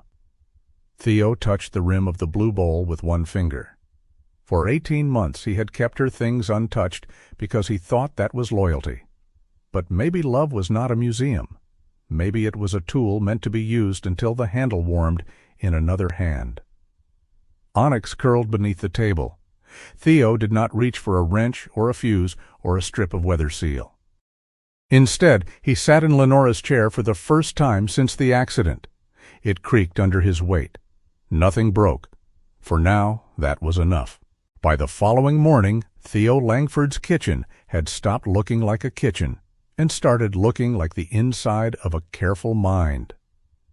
Marlene Pike's copies lay across the table in small, disciplined stacks. Sign-in sheets, appointment reminders, printed schedules, screenshots with timestamps in the corners. Desmond's phone sat beside them, charging from a cord that had been repaired twice and wrapped with black electrical tape. The old field radio rested near the stove, its casing open like a metal rib cage. Theo had never liked paperwork. Paperwork had a way of making pain look clean. A man could miss sleep for months, lose weight, stop returning calls, and still become a neat line in a file. Stable, cooperative, progressing. The words were small white stones laid over a deep hole. Desmond, however, had found steadiness in the documents, not peace, not comfort. Steadiness. He sat at the table in his faded flannel, sleeves pushed unevenly above his wrists, his sandy hair flattened on one side from a night of poor sleep. In front of him was Marlene's old office printer, a gray plastic machine with a cracked paper tray and a temperament like a mule. He had taken it apart, cleaned the rollers, coaxed it back to life, and found stored print logs buried in its memory. "You kept this alive out of spite," Theo said. Desmond did not look up from the cable in his hand. Printers respect fear. Nothing respects printers. That's because printers respect no one back. From under the table, Onyx gave a soft breath through his nose. It was not quite a sigh, but it came close. The dog had begun claiming a place near Desmond's chair when the younger man worked, not touching him, not asking for attention, just near enough to remind him that the room had a floor, the stove had heat, and the world had not dissolved into numbers. Onyx still hid food sometimes, less than before. Now he would leave 1 or 2 pieces behind the wood basket, as if keeping a small treaty with the future. Theo no longer moved them unless they spoiled. Trust, he had learned, could not be dragged into daylight by force. It had to come out when it was ready, blinking and suspicious. Desmond connected the printer to an old laptop and tapped through command windows with a focus Theo had not seen in him before. "Here," Desmond said. Theo leaned over. A list of dates appeared. Print jobs, file names, times, user initials. Nothing dramatic, nothing that would make a movie audience gasp. But to Desmond, the pattern was a trail of footprints across fresh snow. "This one," he said, pointing. "Marlene printed my sign-in sheet at 9:56. I checked in at 10:12, signed out at 10:39. But the service summary file was generated at 2:14 that afternoon. Different user, same day, look at the codes." Theo looked. His eyes did not love the numbers, but his anger did. "Can you match it to the messages?" Desmond nodded, already opening his phone. "I got the confirmation text at 2:31. Thank you for completing your care plan activities. But I was at Etta's by then buying batteries. Etta can confirm? She'll confirm what brand, what time, and whether I looked pathetic. She's thorough. She told me I had the posture of a wet envelope." Theo almost smiled. "Accurate." Desmond glanced up, and for a moment something warmer passed through his face. Then the numbers pulled him back. They worked for hours, carefully. Not like men building a case for revenge. more like men repairing a bridge one board at a time because someone still had to cross it. They gathered Desmond's appointment reminders, compared them with his phone location notes, old receipts, sign-out times, and Marlene's logs. They wrote down names of other veterans who had wondered aloud why their recorded hours seemed larger than the time they had spent in actual sessions. No one was pressured. No one was chased. Theo knew too well what it felt like to have someone turn your pain into ammunition. When his hands began to shake near noon, he tried to hide it by reaching for his coffee. Desmond noticed anyway. "Check," he said. Theo gave him a flat look. "Don't do that face," Desmond said. "You look like a carved bear judging a church picnic."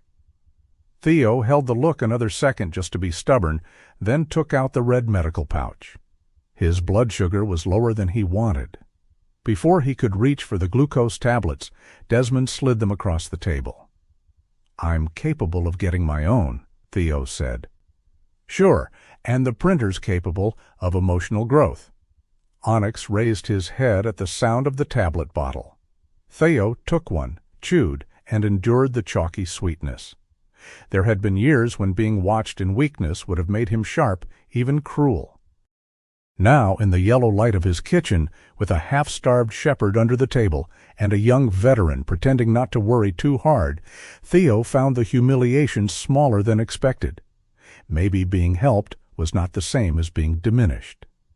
Maybe Lenora had tried to tell him that in 100 different ways, and he had been too busy fixing the wrong things to hear her.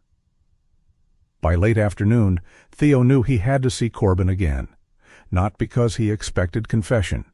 Men like Corbin Hale did not confess. They explained. They adjusted. They renamed the wound until the wounded person felt impolite for bleeding.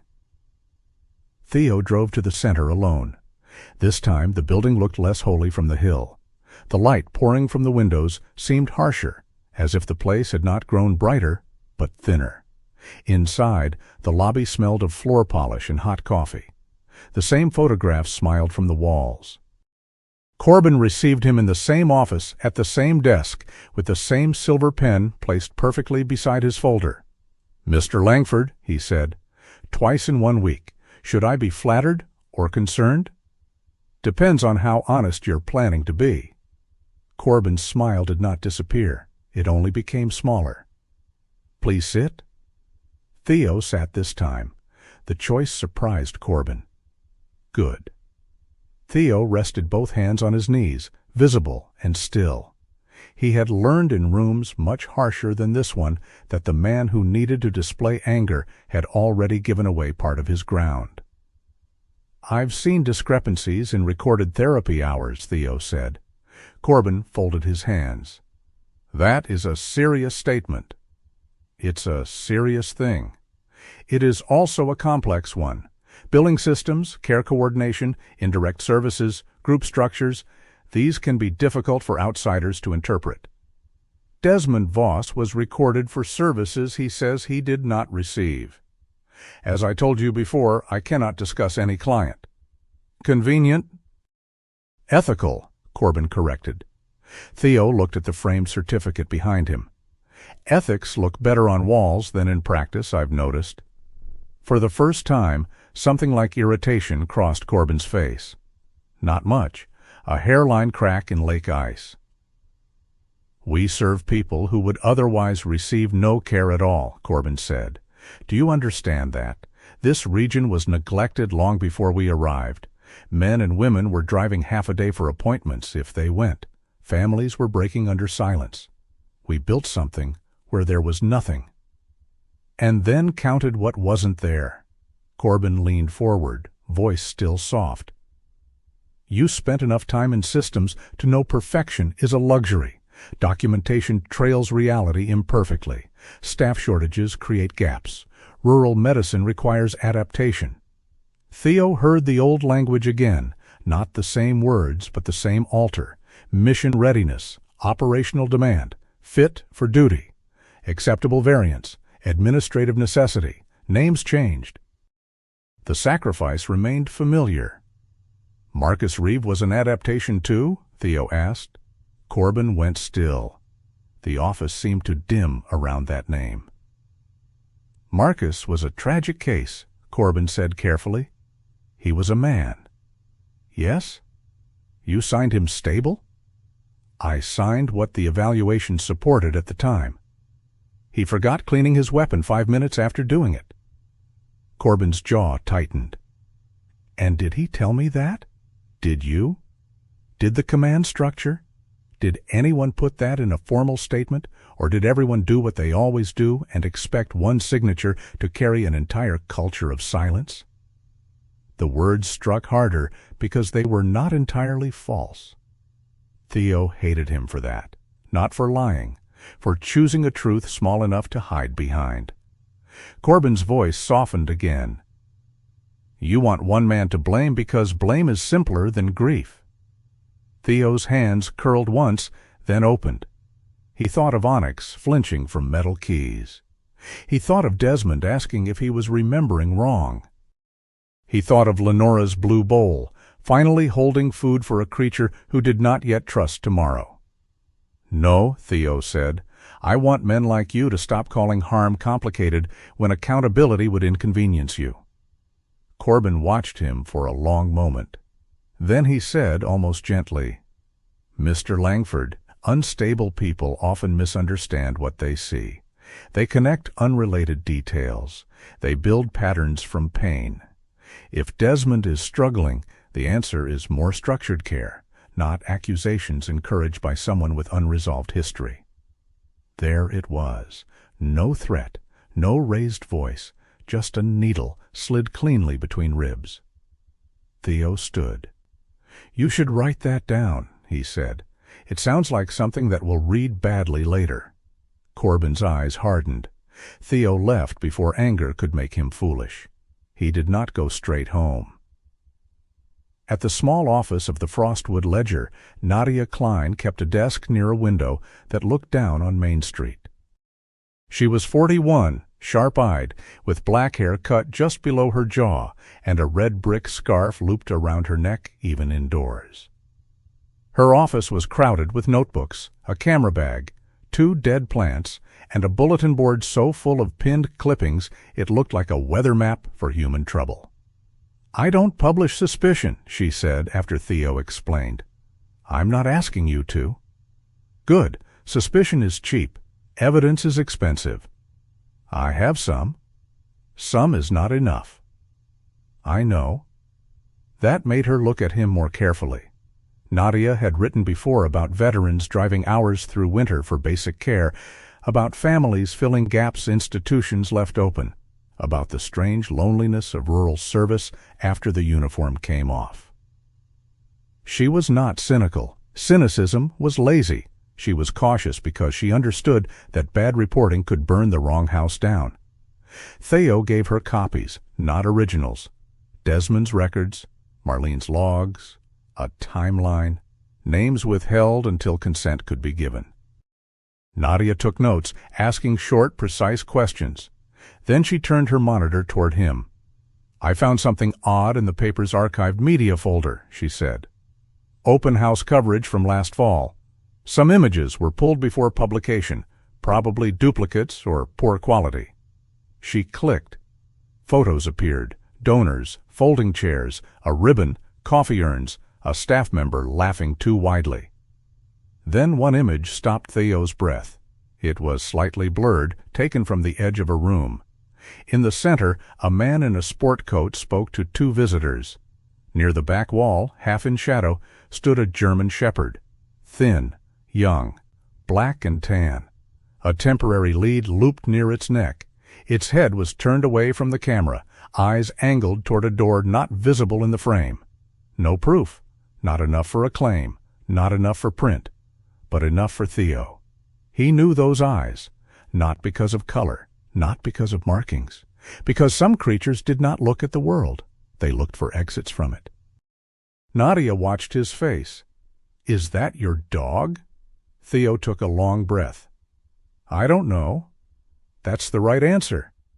It feels like the wrong one. Feelings usually do. She saved a copy into a folder, but did not promise anything. Theo respected her more for that. Before dusk, he stopped at Arden Vale's clinic. Arden examined the printed image without drama, then asked to look at Onyx again. Theo brought the dog in through the side entrance to avoid the crowded waiting room. Onyx trembled, but tolerated Arden's hands better than before. She parted the fur at his neck, where the plastic bottle had rubbed the skin thin. "This irritation is recent," she said. "From the bottle. But see here?" Theo leaned closer. Arden pointed to a faint line beneath the thicker fur, lower and more even than the bottle marks. "Older pressure pattern," she said. "Could be from a temporary slip lead used badly. Not long-term, not proof of cruelty, but not ideal handling, especially with a frightened dog." "Could it match the photo?" "It could match 100 things." Arden looked at him over her glasses. "I won't give you certainty because you want it." "I know." "Do you?" Theo looked at Onyx. The dog stood stiff on the exam mat, crooked ear tilted, black eyes fixed on the door. "Yes," Theo said. "I'm learning." At home that night, Desmond listened as Theo repeated Corbin's words. Unstable people often misunderstand what they see. The sentence did what Corbin had designed it to do.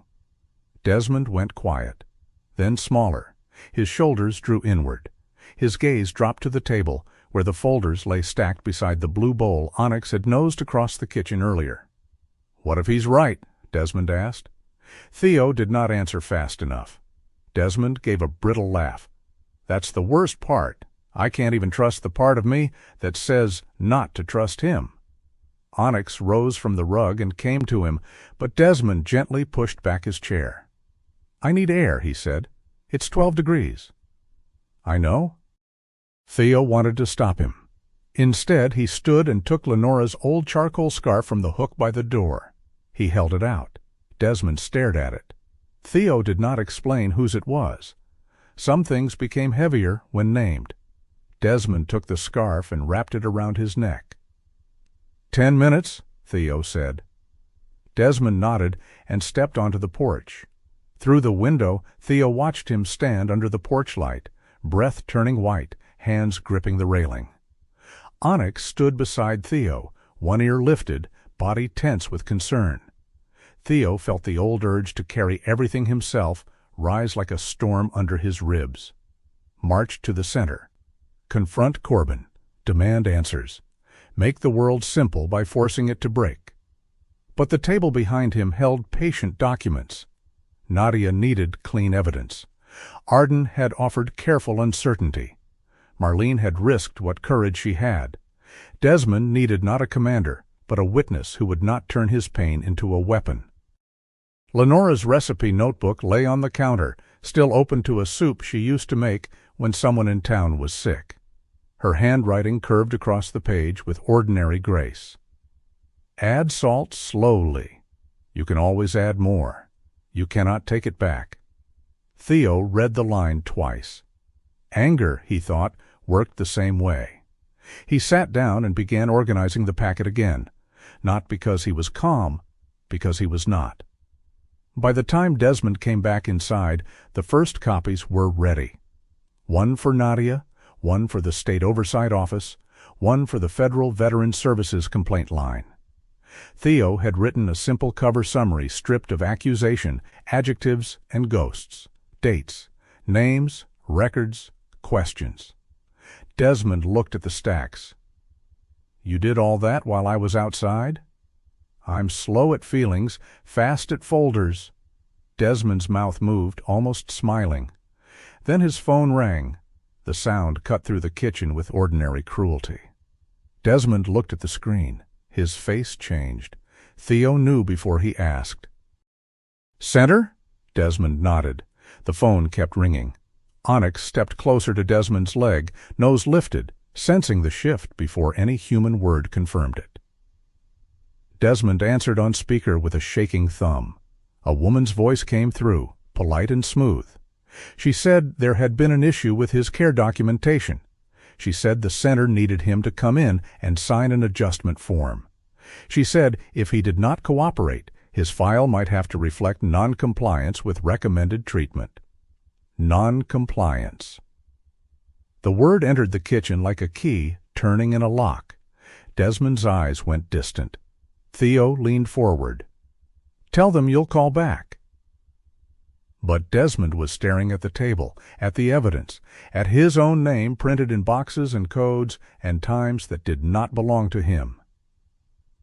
"I thought we were sending it tonight," he whispered after the call ended. "We are. What if they mark my file? What if everything after that looks like I refused help? They don't get to define the truth alone." Desmond heard him, but fear had its own language, older than reason.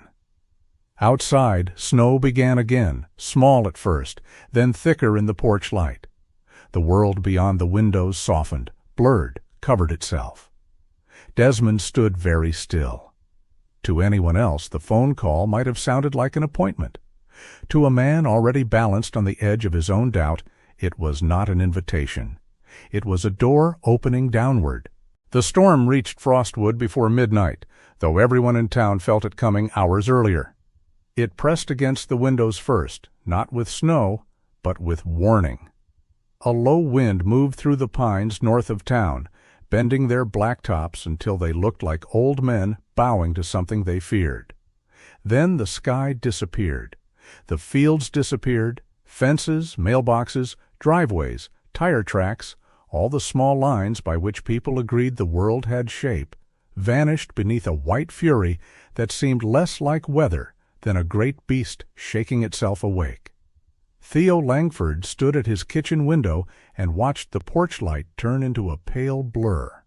On the table behind him, the evidence packets waited in 3 careful stacks. 1 for Nadia Klein, 1 for the State Oversight Office, 1 for the Federal Veterans Services Complaint Line. Dates, copies, timelines, records, questions stripped clean of anger. Desmond had left less than an hour earlier, saying he needed to check something at home before they sent the files. Theo had not liked the look in his eyes. It was not panic exactly. It was worse. Panic still belonged to the living moment. Desmond had looked as if he were listening to a verdict from some room inside himself. Theo called him once. No answer. He waited 5 minutes, though every part of him hated waiting. He called again. Still nothing. Onyx stood beside the mudroom door, his black nose lifted toward the draft under the frame. His body had gone rigid in the way Theo had learned not to dismiss. The dog did not bark. He listened with his whole body, ribs still too visible beneath the thicker winter coat beginning to return. Theo looked at the phone. A third call failed. "Stay," he told Onyx. Onyx did not move. Theo crossed the yard to Desmond's house with one hand braced against the wind and the other gripping a flashlight. The distance between the 2 homes was short on clear days. That night, it felt like crossing the border of a vanished country. Snow struck his face sideways. His feet, already dulled by neuropathy, felt both numb and painfully alive, a cruel little contradiction his body had perfected. Desmond's porch light was on. The front door was not fully closed. Theo felt the old cold enter him, the kind that had nothing to do with weather. Inside, the house smelled of cold air, dust, and electrical parts. A mug sat untouched on the counter. The repaired field radio lay on the kitchen table, its green indicator light glowing faintly. Beside it, Desmond's notebook was open, pages ruffled by the draft from the door. On the floor near the entry lay the navy nylon jacket from Frostwood Veterans Recovery Center. It looked discarded, skin without a body. Theo crouched and touched it with 2 fingers. Cold, damp from melted snow. The metal zipper winked in the flashlight beam. A folded paper had fallen from one pocket. Theo opened it. A printed appointment notice. Adjustment form required. Failure to complete documentation may affect compliance status. Compliance. The word had done its work. Theo straightened too fast, and the room tilted. He put one hand on the counter until the dizziness passed. His glucose meter was back at his own house. No, not back at the house. In his jacket pocket. He had learned better than that. He checked with stiff fingers, low but not falling off a cliff. Not yet. He took one tablet, dry and chalky on his tongue, and looked once more around Desmond's house. There were no signs of some grand departure, no packed bag, no note, no plan to disappear. Only a man who had walked out into a storm because fear had convinced him that proof was the only rope left. Theo's eyes went to the open notebook. 3 words were written across the bottom of the page in Desmond's uneven handwriting: maintenance records, back shed. Theo closed his fist around the paper. When he returned to his own house, Onyx was no longer at the mudroom door. He was standing in front of the wall hook where Theo kept his storm gear. Not sitting, not waiting politely. Standing. His body angled toward the door, nose working hard, breath quick and shallow. Theo put the notice on the counter and reached for his parka. "You know where he went," he said. Onyx whined, low and urgent. Theo knew he should call the sheriff first. He did. The line crackled. Dispatch said roads were closing. Deputy crews were already pulling one truck from a ditch near County 8. They would send someone as soon as they could, but visibility was nearly gone. Theo gave the location as best he could. The old maintenance yard behind Frostwood Veterans Recovery Center. Then he looked at the storm beyond the glass. As soon as they could might be too late. He packed by habit, because habit was what remained when fear tried to steal thought. Red medical pouch. Glucose tablets, insulin, emergency blanket, rope, multi-tool, flashlight, spare batteries, hand warmers. The field radio from Desmond's table, still working because Desmond had repaired it with patience he had not believed he still possessed. Onyx watched every movement. Theo took the dog's harness from the peg. The shepherd stepped into it without resistance. That small act almost broke Theo worse than the storm. A month ago, Onyx would have fled from straps, hands, doors, human urgency. Now he stood trembling but willing because somewhere out in the white, another frightened creature had gone missing. Theo clipped the lead to the harness. "No hero nonsense," he said, though his voice was rough. "We go careful." Onyx looked at him with black eyes that seemed to know the difference between bravery and being left behind. They stepped into the storm. The world disappeared at once. The flashlight beam turned to milk in Theo's hand. Snow flew sideways, upward, in circles, as if the sky had shattered and could not remember which way to fall. He drove as far as the county road allowed, crawling through drifts in low gear until the truck could go no farther without becoming another object for the morning plows to discover. After that, they walked. Onyx lowered his head and pulled not forward wildly, but at an angle, nose sorting what the human world had lost. Theo understood scent only as a word. Onyx knew it as scripture. Nylon from Desmond's coat, cold sweat, oil from the maintenance yard, propane, old metal, fear. The dog did not move like a miracle. He moved like memory. Every few yards he paused, nose deep to the snow, then lifted his head into the wind. Twice he lost the line and circled, body tense with frustration. Theo waited, though waiting in that storm felt like letting the cold put its hands inside his bones. His feet went from numb to painful to distant. Bad sign. He took another glucose tablet before he felt the drop become dangerous. The chalk stuck to his teeth. The wind tore at his breath. "Keep going," he told himself. Onyx glanced back. "All right," Theo said. "Keep going, please." The dog turned forward again. The center appeared not as a building, but as a brightness diffused through snow. The front lobby lights glowed somewhere beyond the storm, clean and useless. Onyx did not lead him there. He angled around the property toward the back where the trees crowded close and the maintenance sheds crouched beneath heavy drifts. The chain-link fence was half buried. Theo found the service gate by touch more than sight. The padlock hung open. That frightened him more than if it had been forced. Desmond had come here with a purpose. Not to die, not to make a scene, not to be rescued. He had come because his own mind had become a courtroom, and he thought one more document might finally let him testify on his own behalf. Onyx surged ahead, then stopped beside the second shed. The door was blocked from the outside by wind-packed snow. A dim flicker glowed through a cracked, covered window. Theo smelled it then, even through the cold. Propane. "Desmond!" he shouted. The storm ate the name. He shoved at the door. It moved an inch, then stuck. Snow had sealed the bottom like poured cement. Theo dropped to one knee and used the multi-tool, then his gloved hands, then the small shovel strapped to his pack. Onyx dug beside him, paws cutting frantic grooves into the drift.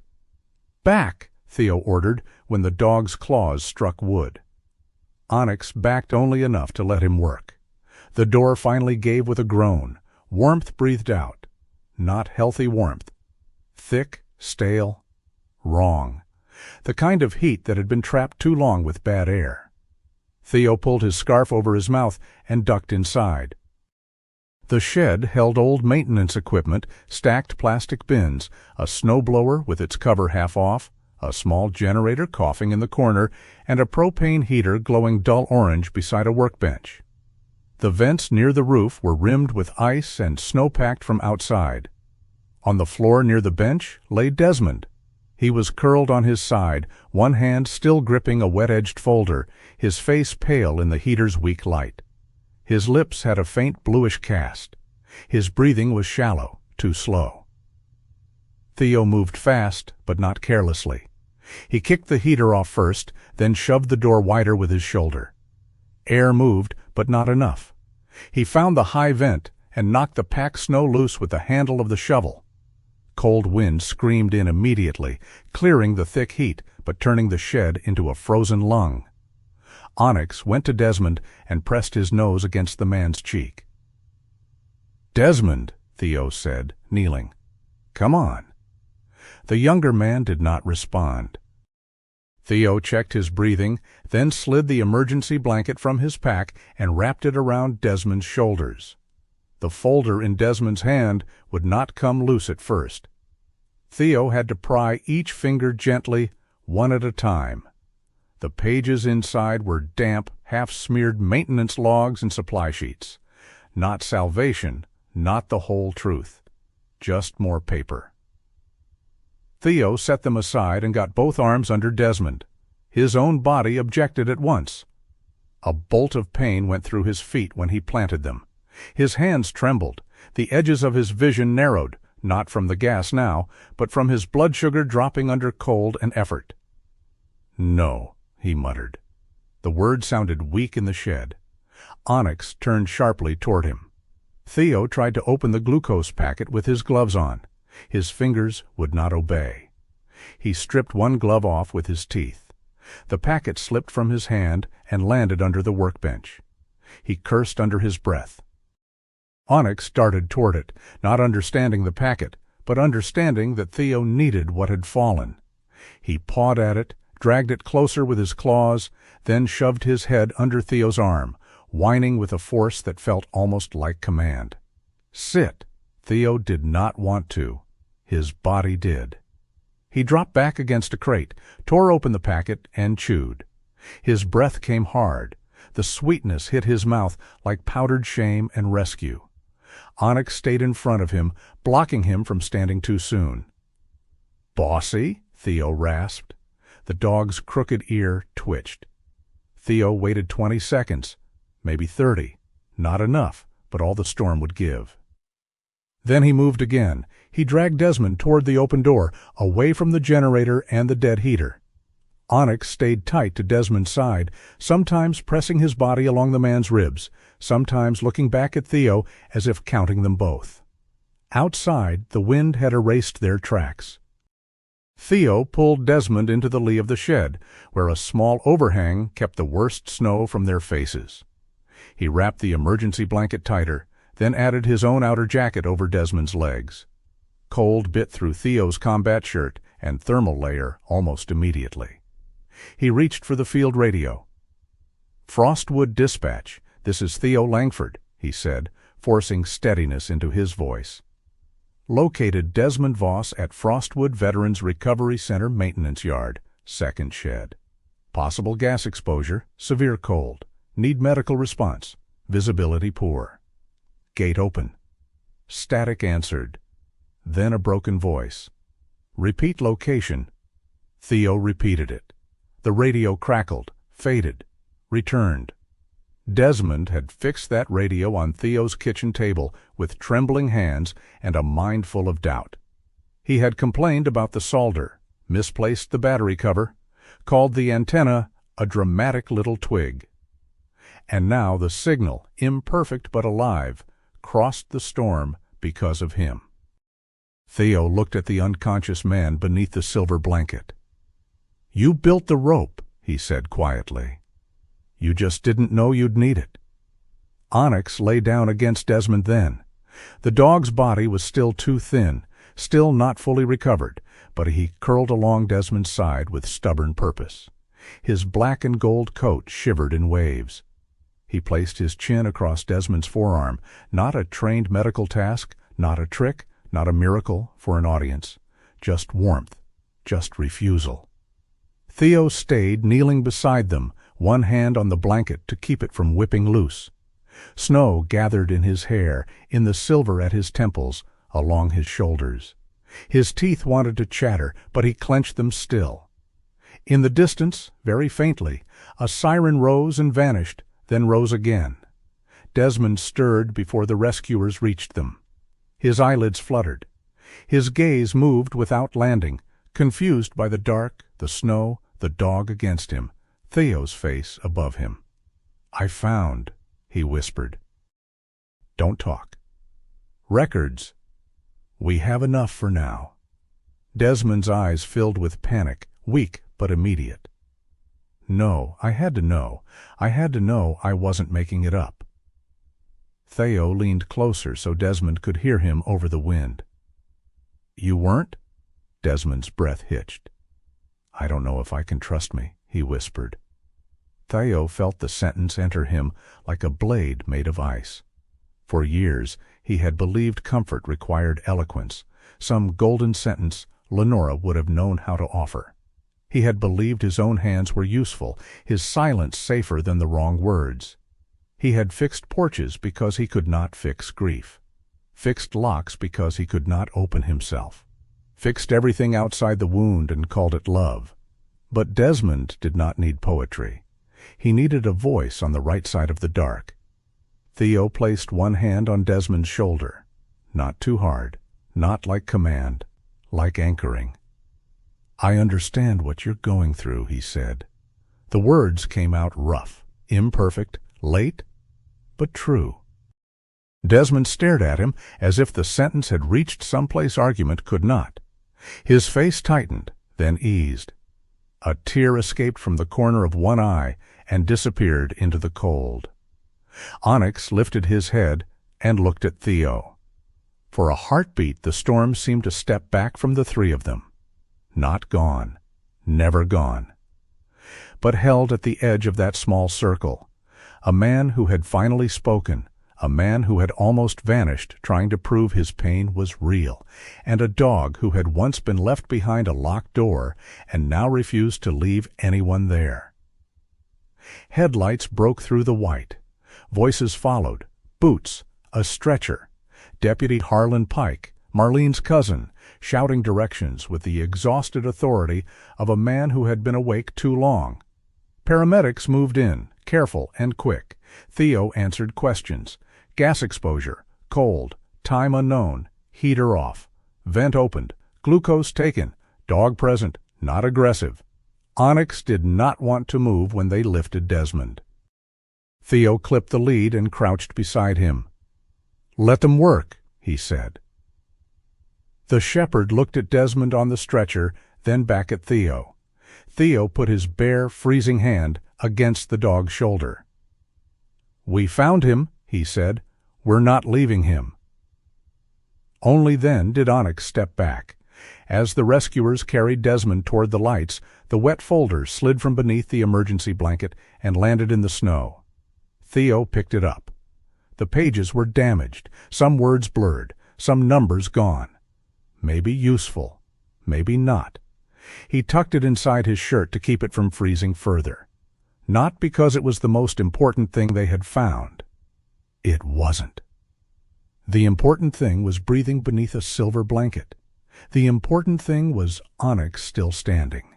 The important thing was that Theo had not arrived as a myth or a machine or an old soldier carved from winter.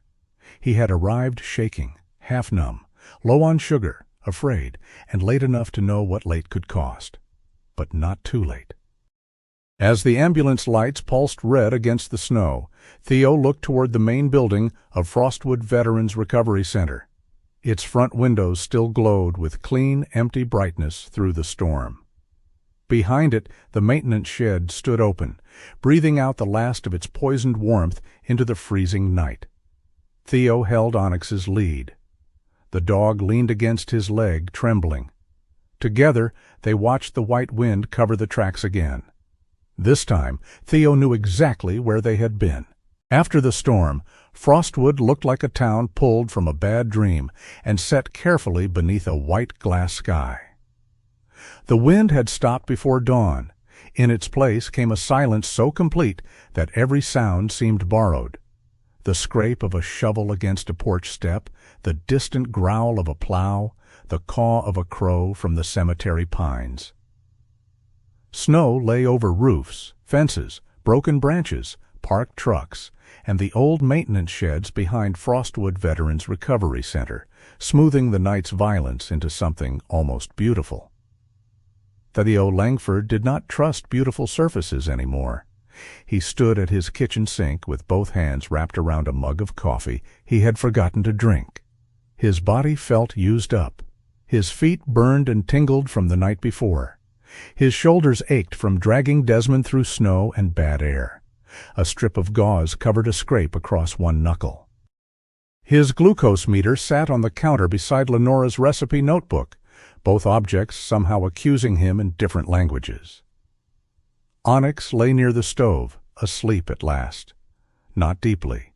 Never deeply. One ear still twitched at every pop of wood inside the stove, every passing truck, every shift of Theo's boots against the floor. But the dog had stopped trembling some time after sunrise. His body was curled tight, black and gold fur brushed clean of most of the snow, one paw resting over his nose, as if he were guarding the warmth he had earned. The phone rang at 8:17. Theo answered before the second ring. Desmond was alive. He had been taken to the regional hospital outside Frostwood, warmed, monitored, and treated for exposure to cold and bad air from the shed. The nurse did not use dramatic words. Nurses rarely did when truth was enough. She said he was weak, shaken, and asking whether Theo had the papers. Theo closed his eyes. For several seconds he said nothing. Then he looked at Onyx by the stove. "Tell him," Theo said, voice rough, "we have enough." When he hung up, the kitchen seemed to loosen around him. Not heal. Loosen. There were days when that was almost the same miracle. By noon, Deputy Harlan Pike had come by to take Theo's statement. Harlan was broad, red-eyed from a sleepless night, with snow still melting from the brim of his hat and a pencil tucked behind one ear. He was Marlene's cousin, which in Frostwood meant he had known half the town's sins since high school, and still tried to treat people decently. He listened while Theo described the open gate, the blocked shed door, the propane heater, the generator, Desmond's condition, and the folder found in the snow. He wrote slowly, asking careful questions, not because he doubted Theo, but because official paper had to stand upright when angry men leaned on it later. Onyx watched from under the table. When Harlan's keys tapped against his belt, the dog stiffened. The deputy noticed and, without making a show of kindness, removed the key ring and set it gently on the porch outside before continuing the interview. Theo saw it. So did Onyx. Small mercies did not announce themselves with trumpets. Sometimes they only took the keys out of the room. By evening, Nadia Klein had the first story ready for publication. She called Theo 3 times to confirm wording he did not care about but knew mattered. She did not write that the center was guilty of everything. She did not write that Corbin Hale had harmed a dog, or that Desmond's experience proved every complaint. She wrote like someone placing stones across a river in the dark, carefully, one after another. The article reported concerns over inconsistent therapy documentation. It cited multiple former clients who questioned recorded service hours. It noted that a former administrative employee had provided records for review. It mentioned that a veteran had been found in a maintenance structure associated with the center during the storm and had been taken for medical care. It stated that state oversight officials had opened an inquiry. No thunder, no dramatic collapse, just enough truth to make the walls begin listening. The next day, Frostwood Veterans Recovery Center announced that it would temporarily stop accepting new clients pending review. The statement was printed in clean language, with regret, commitment, cooperation, and transparency all standing neatly in line. Corbin Hale's name appeared near the bottom. By the 3rd day, state investigators arrived in 2 dark vehicles that moved slowly up the hill through plowed snow. Files were requested, rooms were locked, staff were interviewed. A notice was taped to the front door. The building still glowed at night. But now the light looked different. Not holy. Exposed. Theo saw Corbin once more. It was late afternoon, the sky pale and hard, the kind of cold that made even breath seem breakable. Theo had driven Desmond's field radio back from the sheriff's office after they logged it as part of the rescue report. He passed the center without intending to stop, then saw Corbin standing near the main entrance. No long dark coat this time, just a gray overcoat buttoned wrong at the middle, as if for once he had dressed without thinking of how a room would receive him.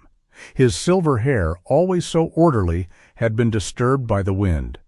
2 investigators moved behind the glass doors, their figures blurred by reflection. Corbin looked older, not defeated.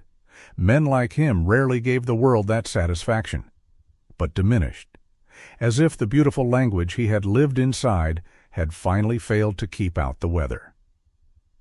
Theo pulled over. For a moment, they simply looked at each other across the snowbank. Corbin did not smile. "The review will establish facts," he said. Theo shut the truck door. "That would be new." A flash of irritation warmed Corbin's face, then vanished. "You think this is justice?" Theo looked at the taped notice on the door. The printed words fluttered slightly in the wind. "I think it's paperwork," he said. "But for once, it's facing the right direction." Corbin's jaw tightened. "You have no idea how many people we helped." "Maybe you did help some." That answer landed harder than accusation. Corbin seemed almost offended by Theo's refusal to make him simple. Theo continued, "That's the part you hide behind. You did some good, then used it as shelter for the things you didn't want examined." The wind moved between them. Snow dusted Corbin's shoulders and stayed there. "There were gaps," Corbin said. "There were people." The words were not loud. They did not need to be. Corbin looked away first. Theo did not feel triumph. That surprised him, though maybe it should not have. Triumph belonged to stories with clean endings. Real accountability came slower, colder, with more forms and fewer cheers. It did not bring Marcus Reeve back. It did not return the months Desmond had spent doubting himself. It did not erase the rubbed-thin fur around Onyx's neck. But it did something. It put a mark on the snow that the next wind could not immediately cover. Desmond came home a week later, not fully well, not reborn. Frostwood was not that kind of town, and Theo no longer believed in that kind of healing. Desmond returned thinner, quieter, with hospital discharge papers folded in his jacket pocket and an appointment arranged through a different care program 2 counties over, one with real check-ins, real clinicians, and a caseworker who called him by name without sounding as if she were reading from a script. Theo drove him from the hospital because Desmond said he did not want anyone making a fuss. Etta Morley made a fuss anyway. She stood behind the counter of the gas station when they stopped for coffee, wearing a red sweater with a snowman on it and the expression of a woman prepared to emotionally assault a man with baked goods. She handed Desmond a paper bag of waffles wrapped in foil. "I didn't ask," Desmond said.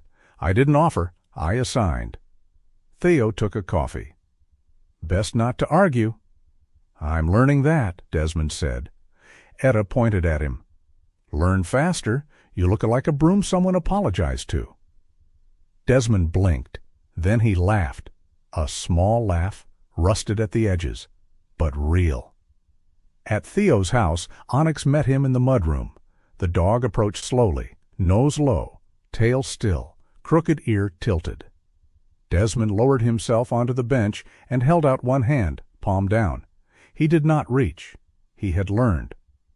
Onyx sniffed his fingers, then his sleeve, then the hospital bracelet still around his wrist. Desmond swallowed. "Hey, buddy." Onyx placed his chin on Desmond's knee. Desmond closed his eyes. Theo looked away, because some things deserved privacy, even when they happened in plain sight. Over the next days, life did not become easy.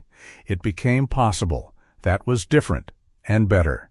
Desmond still had bad mornings. Some days he called Theo and said nothing for the first 30 seconds. Theo learned not to fill the silence too quickly. He would put the phone on speaker, pour coffee, and say, "I'm here."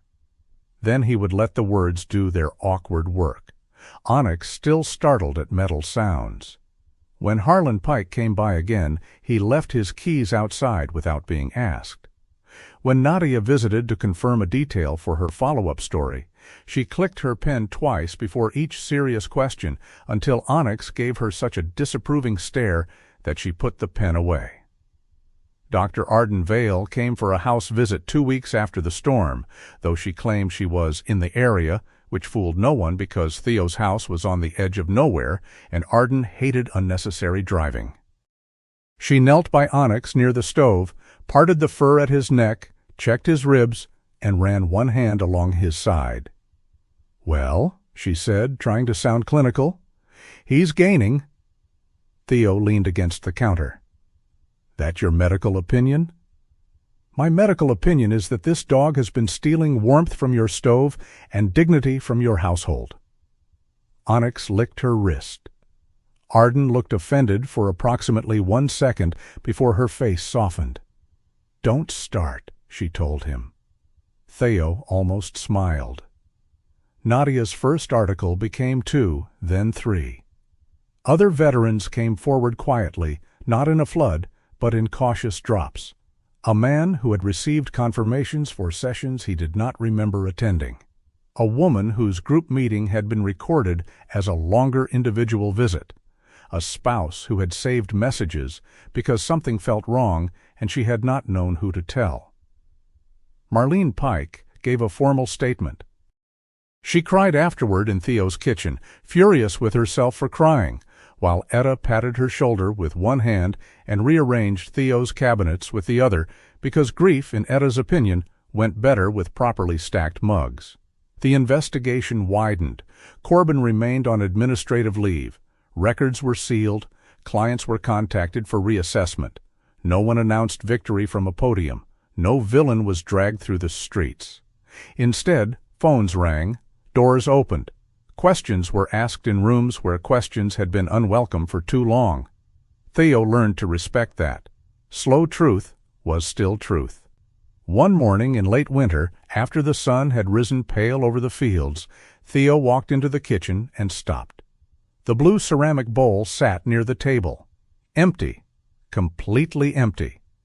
No softened food tucked beneath the cabinet. No hidden mouthful behind the wood basket.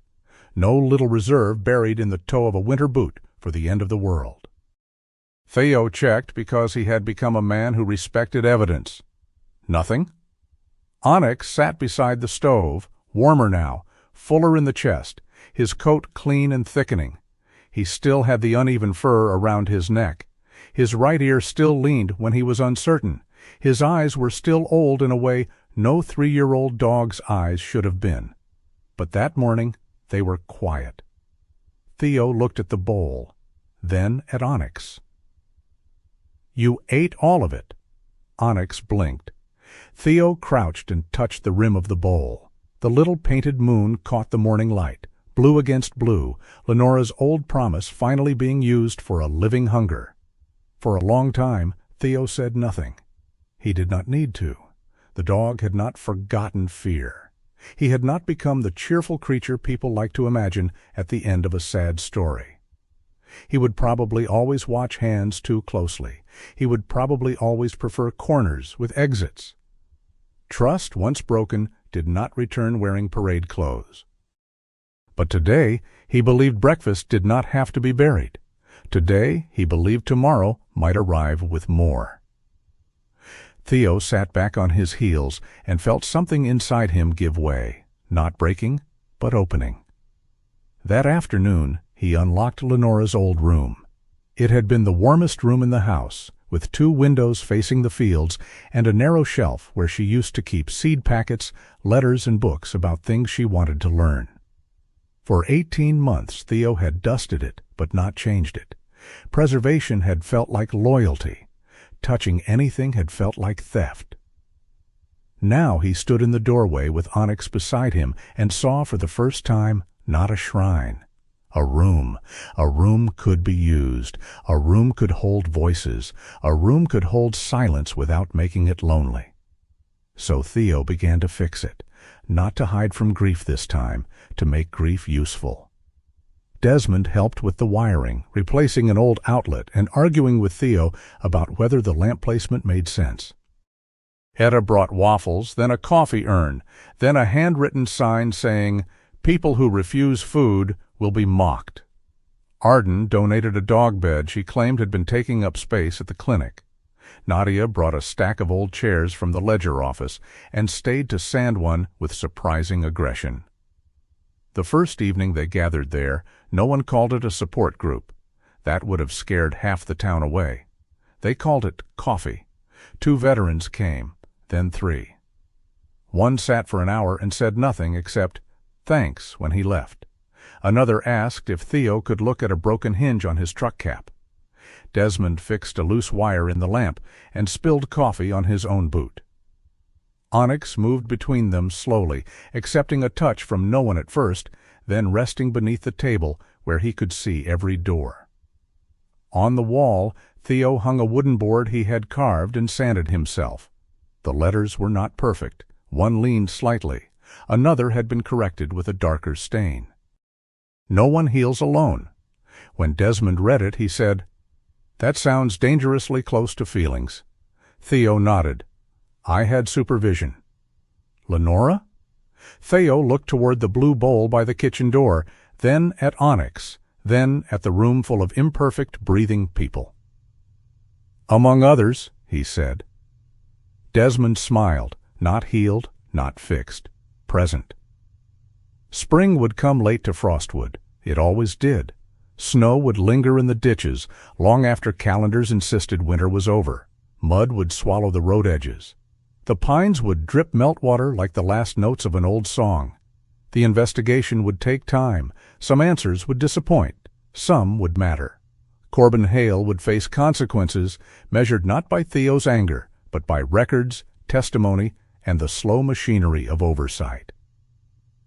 Theo could live with slow now. He had learned that not every rescue happened in a storm. Some happened in kitchens, over coffee, when a man did not leave the room. Some happened when a dog ate every piece of food because, after so many hungry tomorrows, today had finally kept its word. That night, after everyone left, Theo stood in the small room and listened to the house settle. The fire burned steady. Desmond had forgotten his screwdriver on the windowsill. Etta's waffles had somehow multiplied. Arden's donated dog bed sat unused because Onyx preferred Theo's boot. Nadia's notes lay on a chair, weighted by a mug. Lenora's scarf hung by the door. Theo looked around at all the evidence of people having been there and felt, for once, no urge to put everything back exactly as it had been. Onyx came to his side and leaned gently against his leg. Theo placed one hand on the dog's head. "You hungry?" he asked. Onyx looked up. Theo went to the kitchen and filled the blue bowl. The dog ate, every bite. Outside, Frostwood lay under moonlit snow, quiet and vast, a white kingdom that had buried many roads, but not all of them.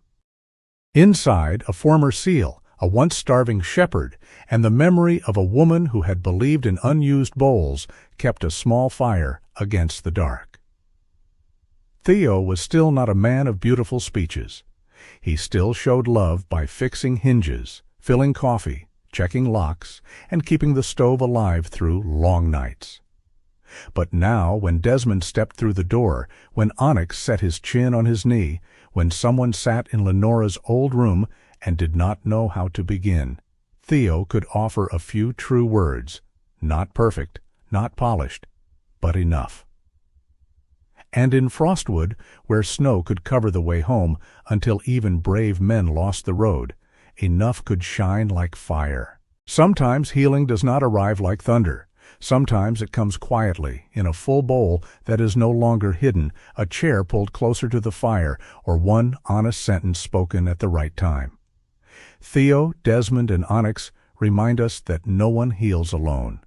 We may not always know the perfect words, but we can still stay, listen, make room, and offer steady kindness when someone is trying to find their way back.